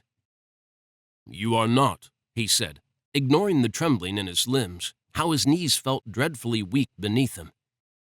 "I thought you would have wed your betrothed by now." He clung to tattered shreds of hope, trying to keep himself steady as he waited for her answer, every second stretching into a painful infinity. She slowly shook her head. "I called it off." Keras's knees almost gave out. He casually leaned against the end post of the bridge, praying to every god imaginable that she wouldn't notice his sudden weakness, because he wanted to appear strong in her eyes, as strong as she had once called him, saying it with a light in her eyes that had let him know she admired that quality in him. He wanted her to admire it now, not see how easily she had defeated him with a handful of words and had him on the verge of collapsing. Or perhaps something even worse, like crying. He couldn't remember the last time he had cried. No, he could. He had wept that first night he had come to the mortal world, his heart in tatters, the pain so fierce he hadn't been able to hold it back. He had made his excuses for his brothers, some lie about scouting Tokyo to ensure it was safe for them, and had ended up on his knees in the middle of a lush field, crying so hard he had caused a thunderstorm to lash at the world, one that had saturated him in under a second. Not his finest hour. He stared at Enyo, finding it hard to believe she was speaking the truth, even when it was right there in her eyes. He needed to be sure. "You called it off?" She gave a slight chuckle and shook her head. "Is that so hard to believe?" "I've met your brother." He frowned at her. She blinked and her eyes widened. He felt the shock that rippled through her and wanted to smile, because he knew it stemmed from the fact he had known all along that her brother had been behind her engagement. She twisted away from him and leaned her elbows on the curved railing of the bridge, her gaze downcast, eyes fixed on the fish that milled around below her. Her voice was soft, slightly distant as she said, "I decided long ago that my brother should not dictate my entire life, although I cannot seem to stop him from dictating some of it." Keras eased a step closer, his heart drumming hard against his ribs. "How long ago?" She looked at him out of the corner of her eye, a brief glance that told him she wouldn't be answering that question. She didn't need to. Her awkwardness confirmed it for him, had him risking a step closer to her, needing to be near her now that he knew she had broken off her engagement when he had left the underworld. The thought that she had been available these last 200 years, that things might have been different between them if he had found the courage to visit her and put his feelings out there, scoured his insides, hollowing him out. But he hadn't been the only one who could have taken the leap. She could have come to him. He leaned beside her, keeping a few inches between them, and watched the fish as he battled another surge of darkness. He couldn't blame her. They hadn't parted on the best of terms. He had been cold towards her after her announcement and had left without saying goodbye to her. He had given her no reason to believe he had feelings for her beyond friendship. Did she have feelings for him in that way? He looked at her out of the corner of his eye, tracing her profile, absorbing this moment and how beautiful she was, and how comfortable it was to be with her like this. like old times, and nothing had changed. Relief washed through him, carried away every shred of pain he had been feeling, and left him light inside, floating as he stood beside her. His gaze drifted down the delicate slope of her nose to her lips and lingered, heat suffusing him as the urge to reach out, slide his hand along her jaw and tilt her head towards him so he could kiss her, filled him. Her eyes collided with his as she turned her head, as if she had felt his need and was obeying it. He tried to think of something to say as nerves rose inside him, worse than ever as his thoughts spun and blurred, the urge to kiss her running around his mind at high speed. Keras flexed the fingers of his left hand, began to lift it. All hell broke loose behind him. Chapter 6. Enyo started, violently shoved from her reverie about kissing Keras for the first time, from the intense sense of anticipation that had been filling her as she had waited to see what he would do, aware on some primal level that he wanted to do something, hoping that it had been to kiss her. The peace of the garden and the pleasure of his company was shattered as a woman called for help. Keras was swift to leave her, sprinting across the garden to the wing of the house to her right, where they had stepped down into the garden together. Enyo raced after him, struggling to keep up with him. He hit the wooden floorboards at breakneck speed and skidded to a halt in front of the second set of white wood-framed panels just as they were pushed open. "Keras!" The brunette female breathed, her hands rubbing her swollen belly through an orange woolen sweater. "Something is wrong." "The baby?" He looked down at her stomach. When she shook her head, sending tears tumbling down her cheeks, he looked beyond her into the room. Enyo reached him and looked there too. Heat shimmered over Ares, where he lay on top of the bedding spread across the middle of the floor of the square, sparsely furnished room. As she watched, the haze grew thicker, distorting the room around him. Footsteps sounded to Enyo's left, luring her gaze there. Cassandra hurried along the wooden walkway, holding the long skirt of her dress away from her ankles. Diamond followed close behind her, and beyond him the rest of Keras's growing family. The witch pushed past Keras. "Baby." Diamond lunged for her. She stopped him with a hard look, her ice-blue eyes narrowing on him. "He needs help, and I'm giving it to him. Just maybe cool the air a little for me." "Cool it for me," Escher growled. "I told you all he should have been placed outside." Keras shot Escher a black look, one that had him snapping his mouth closed and guilt flickering in his blue eyes. Cassandra sank to her knees beside Ares, her long black dress pooling around her legs to conceal them. Frost shimmered on Diamond's black gloves as he moved to kneel on the golden mats by Ares' head and held his hands over it. The heat haze began to dissipate, the air cooling around Enyo. Megan rubbed her belly, hands constantly in motion over it as her dark eyes remained locked on Ares. "We have to do something to help him. Please." The sorceress bent her head and her hands lightly danced over Ares' arm, stroking over a band on his wrist, just above his inhibitor. The delicately braided black one was laced with bright silver-blue thread that glowed as she touched it and matched one that Diamond wore. She looked over her shoulder at Keras and then at Megan. "I am not sure the spell will hold." Escher grumbled something, shoved his hands through his wild black hair, pushing the longer lengths back over his head, and started pacing. "If he goes nuclear, he won't." Keras's tone was hard, commanding, confident. "If he is in any danger of doing so, you have my permission to douse him." Behind Enyo, rain suddenly poured down, filling the air with the heavy scent of earth. Escher was gearing up to douse Ares right now, was clearly unwilling to risk his brother damaging the mansion. "You must be able to do something." Megan's brow furrowed as she looked at Cassandra. The black-haired female shook her head and then paused, her pale eyes shifting to Keras. "What about your pills?" Callistos was quick to speak. "They inhibit your powers, right? They could help." Enyo frowned at Keras. "What pills?" He refused to look at her, his green eyes narrowing on the witch kneeling on the floor before him, black ringing his irises. "I swear, I've done my best to contain his fire, but my spell is going to break at any second." Cassandra's Russian accent grew stronger with each word as she kept her gaze locked with Keras's, met his frown with one of her own. Diamond and Escher can handle it. Keras's tone brooked no argument. The witch wasn't deterred. Using ice to cool him and water to put out any flames is not going to stop him. She's right.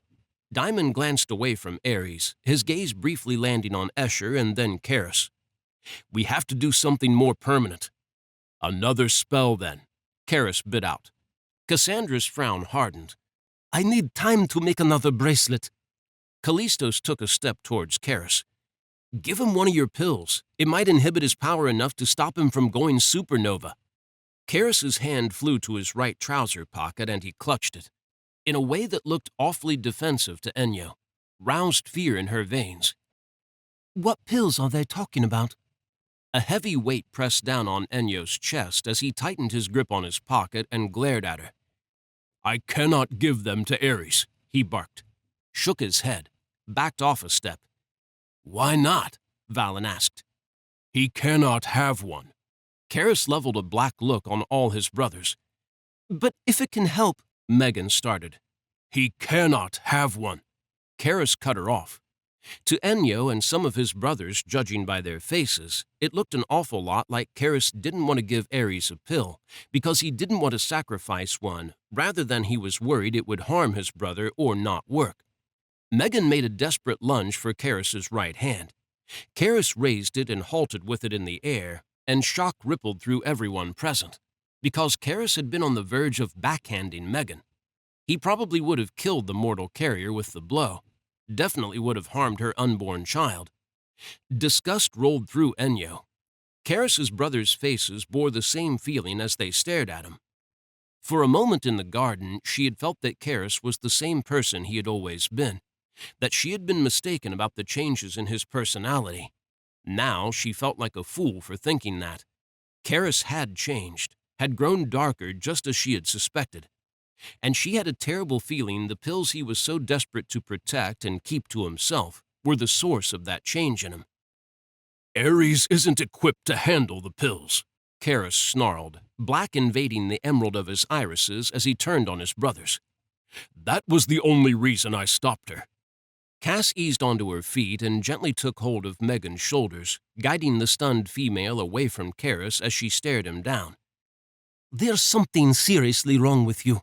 First you goad me into striking you several times, and now you almost hit Megan. The disgusted looks on his brothers' faces turned to horror upon hearing that. The same emotion that rolled through Enyo as she stared at Keras, as he didn't deny that he had goaded the witch into hitting him. Why?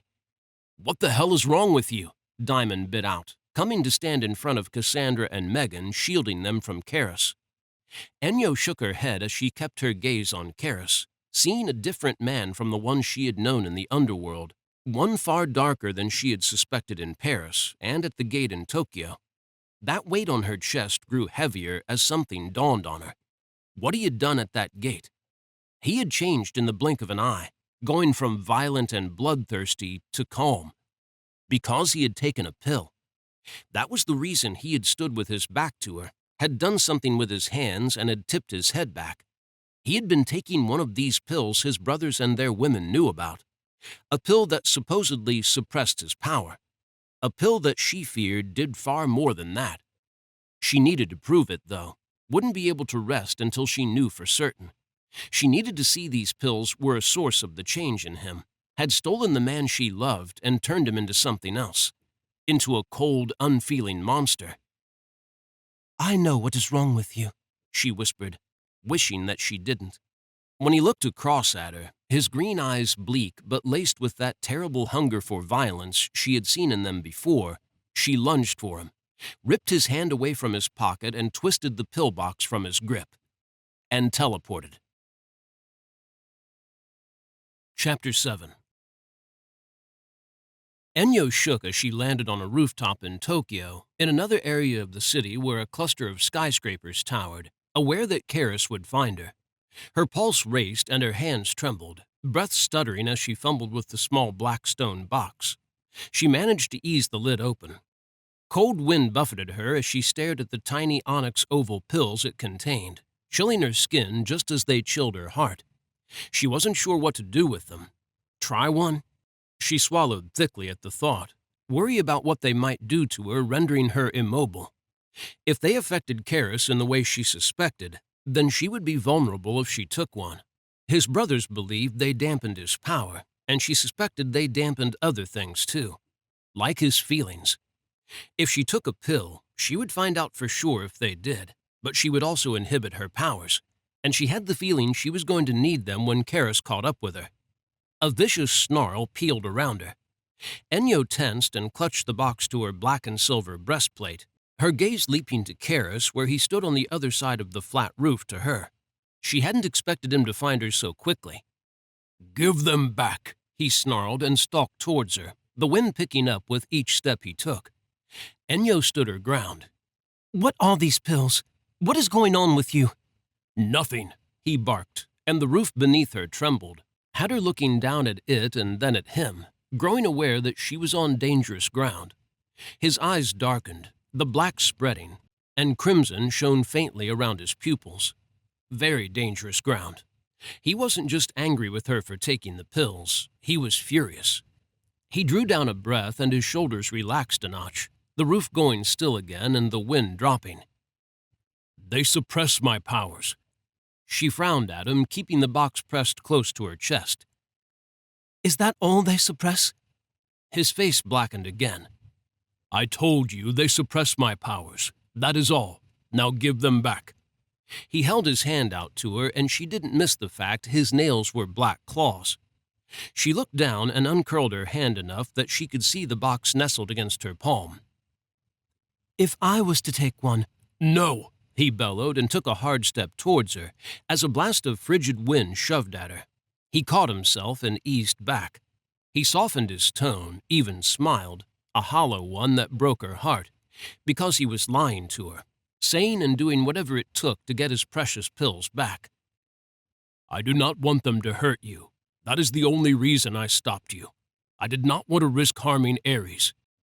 Tears lined her lashes and burned her nose as she looked into his eyes, as her heart broke a little more. You're lying to me, she husked, unable to get her voice above a whisper as her throat tightened, as pain pressed down on her. I have noticed, and apparently so have your brothers. I have seen how these pills affect you. Stop lying to me. Stop lying to yourself. His face softened further, and then twisted into a black snarl as he advanced on her, all the light leaving his eyes, cold replacing the warmth that had been building in them. The wind built again, pulling strands of her black hair loose, whipping it against her cheeks. "You don't understand a damned thing about me," he growled, flashing short fangs that grew before her eyes. 200 years in this world. 200 years. He bared those fangs at her. The air darkened, as if all the light was being sucked from the world. Shadows danced around Keras's feet. Crimson lit his eyes.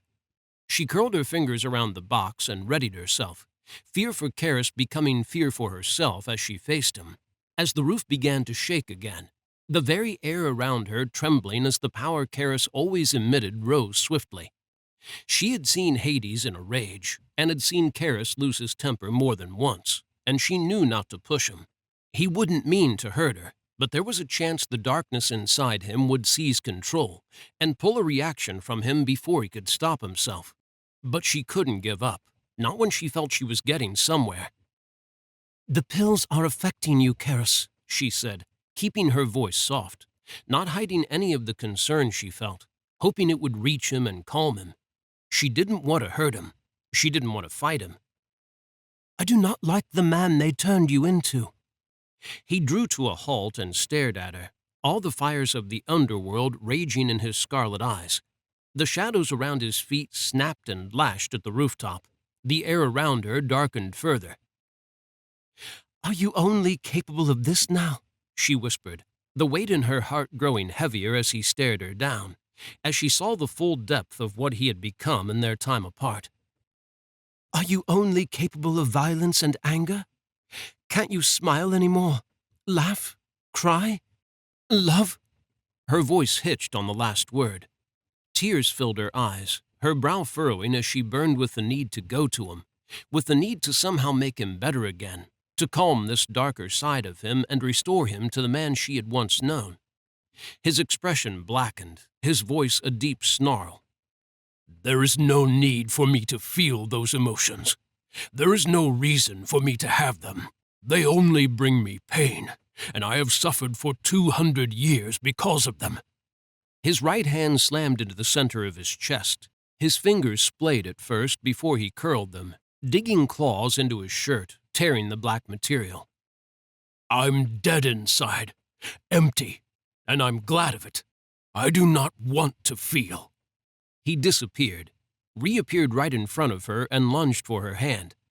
Enyo was swift to teleport again as her heart shot into her throat and raced there.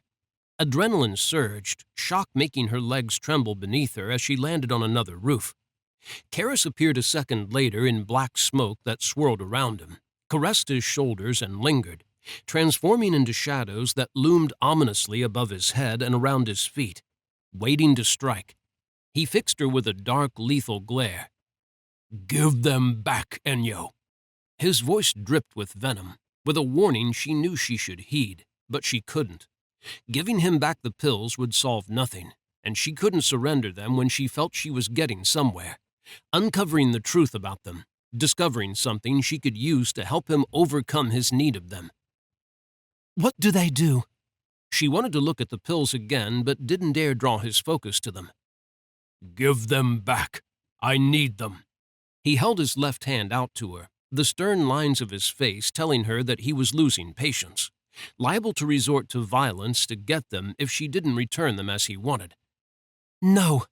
She stood her ground, didn't flinch when he growled like a beast at her, bearing sharp white daggers. Tell me what they do. "I need them to control my power." An answer, but not the one she wanted. It revealed something to her, though. He was stronger now in some ways, but weaker in others. He was dependent upon the pills, as she had suspected. Control it without them. Her tone was hard, cold, but she didn't care. Now wasn't the time to be soft with him. He needed to be pushed, not coddled. He needed to face facts. She stared him down, tipped her shoulders back, and lifted her chin. Ares and Diamond have learned to control their power. You can too. You've had 2 centuries in this world to learn how to contain it yourself, without these pills. Have you even tried? "I can't," he growled and stretched his hand towards her, the light growing dimmer as clouds gathered overhead, and the wind picked up, rapidly building from a gentle breeze to a hurricane. Enyo planted her feet to the rooftop. Keras's eyes darkened to the color of blood. "I need them. They stop the pain." His claws sank into his flesh, tearing grooves into his chest. You are not hurt. What pain? She kept pressing, guilt churning her stomach as his face crumpled, as that pain he spoke of finally broke to the surface and filled his eyes with tears. "The pain that tears me apart each day that I am here in this wretched realm." He snarled each word, filling them with rage rather than hurt. Fury she had the feeling he had been carrying inside him for 2 centuries. Rage she feared was her fault. He staggered a step forwards, the wind buffeting him, tousling his black hair as he reached for the pills. Enyo slipped her hand behind her back. You do not need them. "I do." His eyes brightened dangerously. You're addicted. It came out harsh, full of the anger and disappointment that filled every inch of her, beat in her heart and brought tears to her eyes. He had been such a strong man once, steady, capable. He had lectured her about her habit of relying on ambrosia whenever she felt down, using the potent brew to lift her spirits and make herself forget how miserable her brother made her. He had helped her kick that habit. Well, now she was going to help him kick his. Do they make you numb? She bit out, using words he had once spoken to her in anger against him. Do you like to feel nothing? He snarled, his handsome face twisting in dark lines. You don't understand. You never could understand. Give them back to me. Red lightning split the sky in the distance. The storm clouds gathering over the city turned pitch black, like shadows. Something inside her pushed her to act. She tipped the pills onto the roof before she could consider the consequences and crushed them with her foot. Keras stared at the ground at her feet. She backed away a step, breath stuttering, heart beating painfully hard against her ribs, deeply aware of the terrible thing she had just done. He fell to his knees and scrambled forwards, desperately tried to pick up the pieces of the pills, scraping the dust together. The tempest caused by his out-of-control emotions caught it and blew it away, and he sank back on his heels and watched it scattering in the breeze, a despondent look on his face that morphed into rage. Suddenly, he was on his feet right before her, and she didn't see the blow coming, didn't have a chance to block it. He backhanded her, hard. Enyo's ears rang as she hit the roof, as she tumbled across it and tried to catch up, shock rolling through her together with sorrow. When she stopped on her front, she pushed herself up and pressed her hand to her throbbing right cheek, her eye on that side twitching and watering as pain and heat spread across her face. She stared at Keras. Tell me again that you are not addicted. He stared right back at her, his scarlet eyes wide, horror shining in them. It was quick to fade, giving way to rage again. You don't understand. I need them. Like an addict needs a fix, she spat as she staggered onto her feet and tried to shake off the blow. Her head turned violently, sending the world spinning, and she almost fell back to her knees as the wind howled around her, slapping the pointed slats of her skirt against her thighs and blowing her hair into her face. She clawed the onyx strands back and glared at Keras. It isn't the dampening of your powers you need. It's the dampening of your feelings. He sank to his knees again, pathetically tried to gather the remnants of the pills, his voice quiet as he said, You don't understand. I need them. I cannot bear it. He stilled, clawed at the rooftop. Enyo stormed towards him, grabbed him by his collar and hauled him onto his feet. You are ridiculous. He snorted at that. Look who is talking.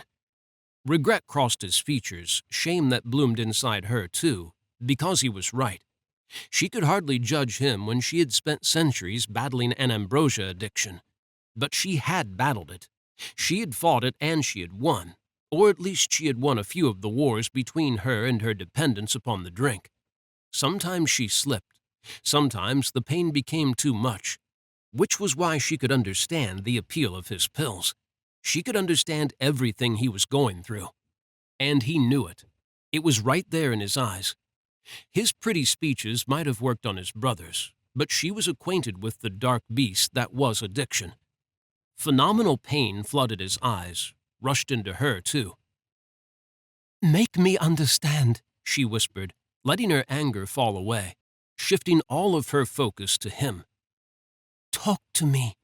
You know I have been through this. You were there for me. I am here for you. Tell me what you are going through so I can help you. His scarlet gaze shifted downwards, to the damned pill dust. She summoned rain. It saturated them both in a split second, washing away the remains of the pills. He bit out a vile curse, and lightning split the sky, vivid crimson against the pitch-black clouds. Tell me what's wrong, Keras, she murmured softly. His gaze lifted to lock with hers, his eyes filled with remorse, with defeat, with suffering. She had never seen him so weak and unguarded. He fell to his knees, slipping from her grip, and sank forwards, planting his hands against the slick rooftop. I can't do this anymore, he whispered, his voice so low she struggled to make out what he had said over the roar of the wind. Do what? She kept her voice soft, warm, hoping it would soothe him enough that he would speak with her about what was happening to him, because she needed to help him. A pause. Live without you. He curled up and wrapped his arms around himself, clutching his wet black shirt, pulling it tight across his back as he shivered, trembling badly. Her heart went out to him, broke for him. She eased into a crouch and touched his shoulder, guilt churning her stomach to hot acid, awareness that this addiction was her fault, strengthening her need to help him through it. I am here now. You do not need these pills anymore. I will not go anywhere. Never again. His head lifted, Rather than softness and acceptance, his eyes held pure darkness. He lunged at her on a snarl, his hand closing around her throat, squeezing hard. "I will not give them up." "And I will not stand by and watch you destroy yourself." She seized his wrist and twisted hard, yanking his hand away from her throat. She shoved it away from her, knocking him on his backside. It struck her that he didn't need her to be soft with him. He needed her to be hard on him. He needed her to goad him and bait him, to make him lash out, make him feel something, even if it was rage. His blood was of Hades. Rage would be the conduit, the path to freeing his other emotions, the catalyst that she needed to employ to save him. It was dangerous and made her feel cruel, but it was necessary. He had coaxed the witch into hurting him, evidently sought pain despite his insistence that he used the pills to take it away. He wanted to feel. He just didn't want to feel softer things. He wanted to feel pain, rage. He wanted violence. So she would push him until he surrendered to his rage, and then she would find a way to force other emotions from him, all the ones he really wanted to kill with his pills. She rose to her feet and stared down at him. "You do not need them." His face softened again, and he murmured, "I do." Looked close to pleading. She had no pills to give him, so why was he asking for them?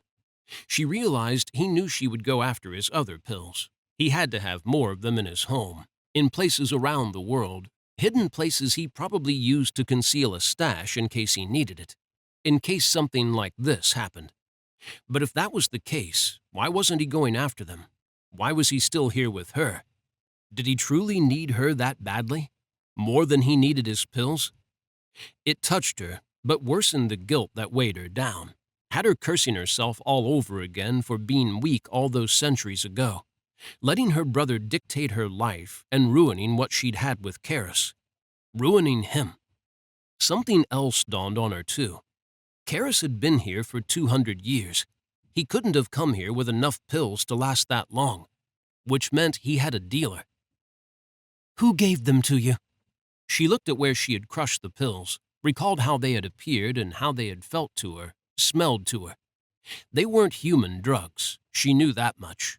They had been made by the gods, made for him. Her stomach sank as she realized the answer to her question just before Keras spoke. "Father." She shook her head, not wanting to believe Hades would do such a thing. "Does he know his son is no better than a gutter-dwelling addict?" "I am not a junkie," Keras snarled, his eyes brightening again as shadows whipped around him. They snapped at her on their way past, forcing her to back off to avoid being struck by them. The fire that had lit his eyes rapidly died, and he sagged. "I need them." Enyo glared down at him. "No, you don't. You are stronger than this, Keras. You can control your power if you try." "I can't."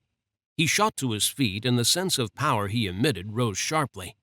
It swamped her, but she refused to run, wouldn't even back off a step to spare herself the pressing weight of it that stole her breath. She had to face him, had to bear his fury over what she had done, because it was her fault. She was the reason he was in this state, addicted to these pills. She would do whatever it took to free him of them and set him on the path to recovery, because he wouldn't do it himself. She could see that now. He was happy pretending he couldn't control his power by himself, using it as an excuse to take the pills, giving himself a reason so he didn't feel terrible about what he was doing to himself, justifying it all. Enyo smiled slowly. "Want to fight, big boy?" she murmured sweetly, words she had used on him more than once in their years together, ones that had never failed to provoke a response from him. "Bring it on. I can contain your power. Whatever you throw at me won't touch a living soul. Come on, give me your best shot. It'll be like old times. Who knows, maybe you will even win this time." The black clouds gathered overhead spread lower, stretched further across the city to eclipse the horizon. Red sparks chased over them, crackling and making the hairs on her arms stand on end. She was pushing her luck. She wasn't 100% certain she could contain Keras's power. He was stronger than she remembered, far stronger, and he still had his limiters in place. the twin black bands intact around his wrists, and the lingering effect of the pill he had taken. Just how strong was he now? When he had left the underworld, he had been weaker than her, and while she had known he would gain strength with age, she hadn't expected it to happen in such a short span of time. They had only been apart 2 centuries. The growth of his powers in that time should have been far less than it clearly was, and the age difference between them should have kept her as the stronger of the 2 of them. But she feared she wasn't. He was more than 1,500 years her junior at close to 1,000, but his power had already surpassed hers. Could she contain it? Or was her rash decision about to destroy this world? The shadowy black cloud spiraled down towards him, as if drawn to him, and wind whipped through his onyx hair. It made strands of her own raven hair dance around her face as she made a decision. It was too late now to turn back. She would contain his power somehow. She would bring Keras back to her. Enyo pulled down a breath and mustered her strength, summoned a power she regularly used on the battlefield. She swept her arms out at her sides, and when they formed a line across her shoulders, the power shot from her palms.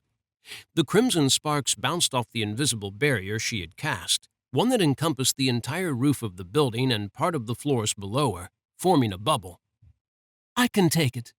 She lowered her hands and readied herself, unsure whether she was talking to him or herself as she gathered her strength and pushed herself to do this, because Keras needed to let loose.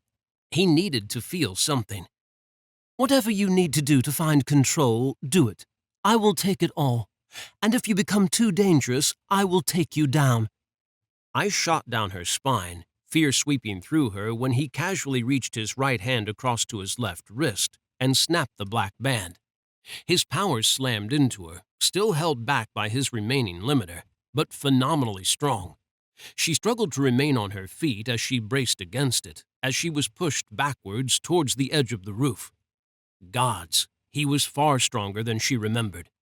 She feared she had made a terrible mistake, prayed to every god available that she survived this, that this world survived him. Keras smiled, a slow one that curled his lips, filled with darkness and confidence. His eyes met hers, vivid red and full of fire and death. His cold, hollow voice rang in her ears. A death knell. "That is never going to happen." He launched at her.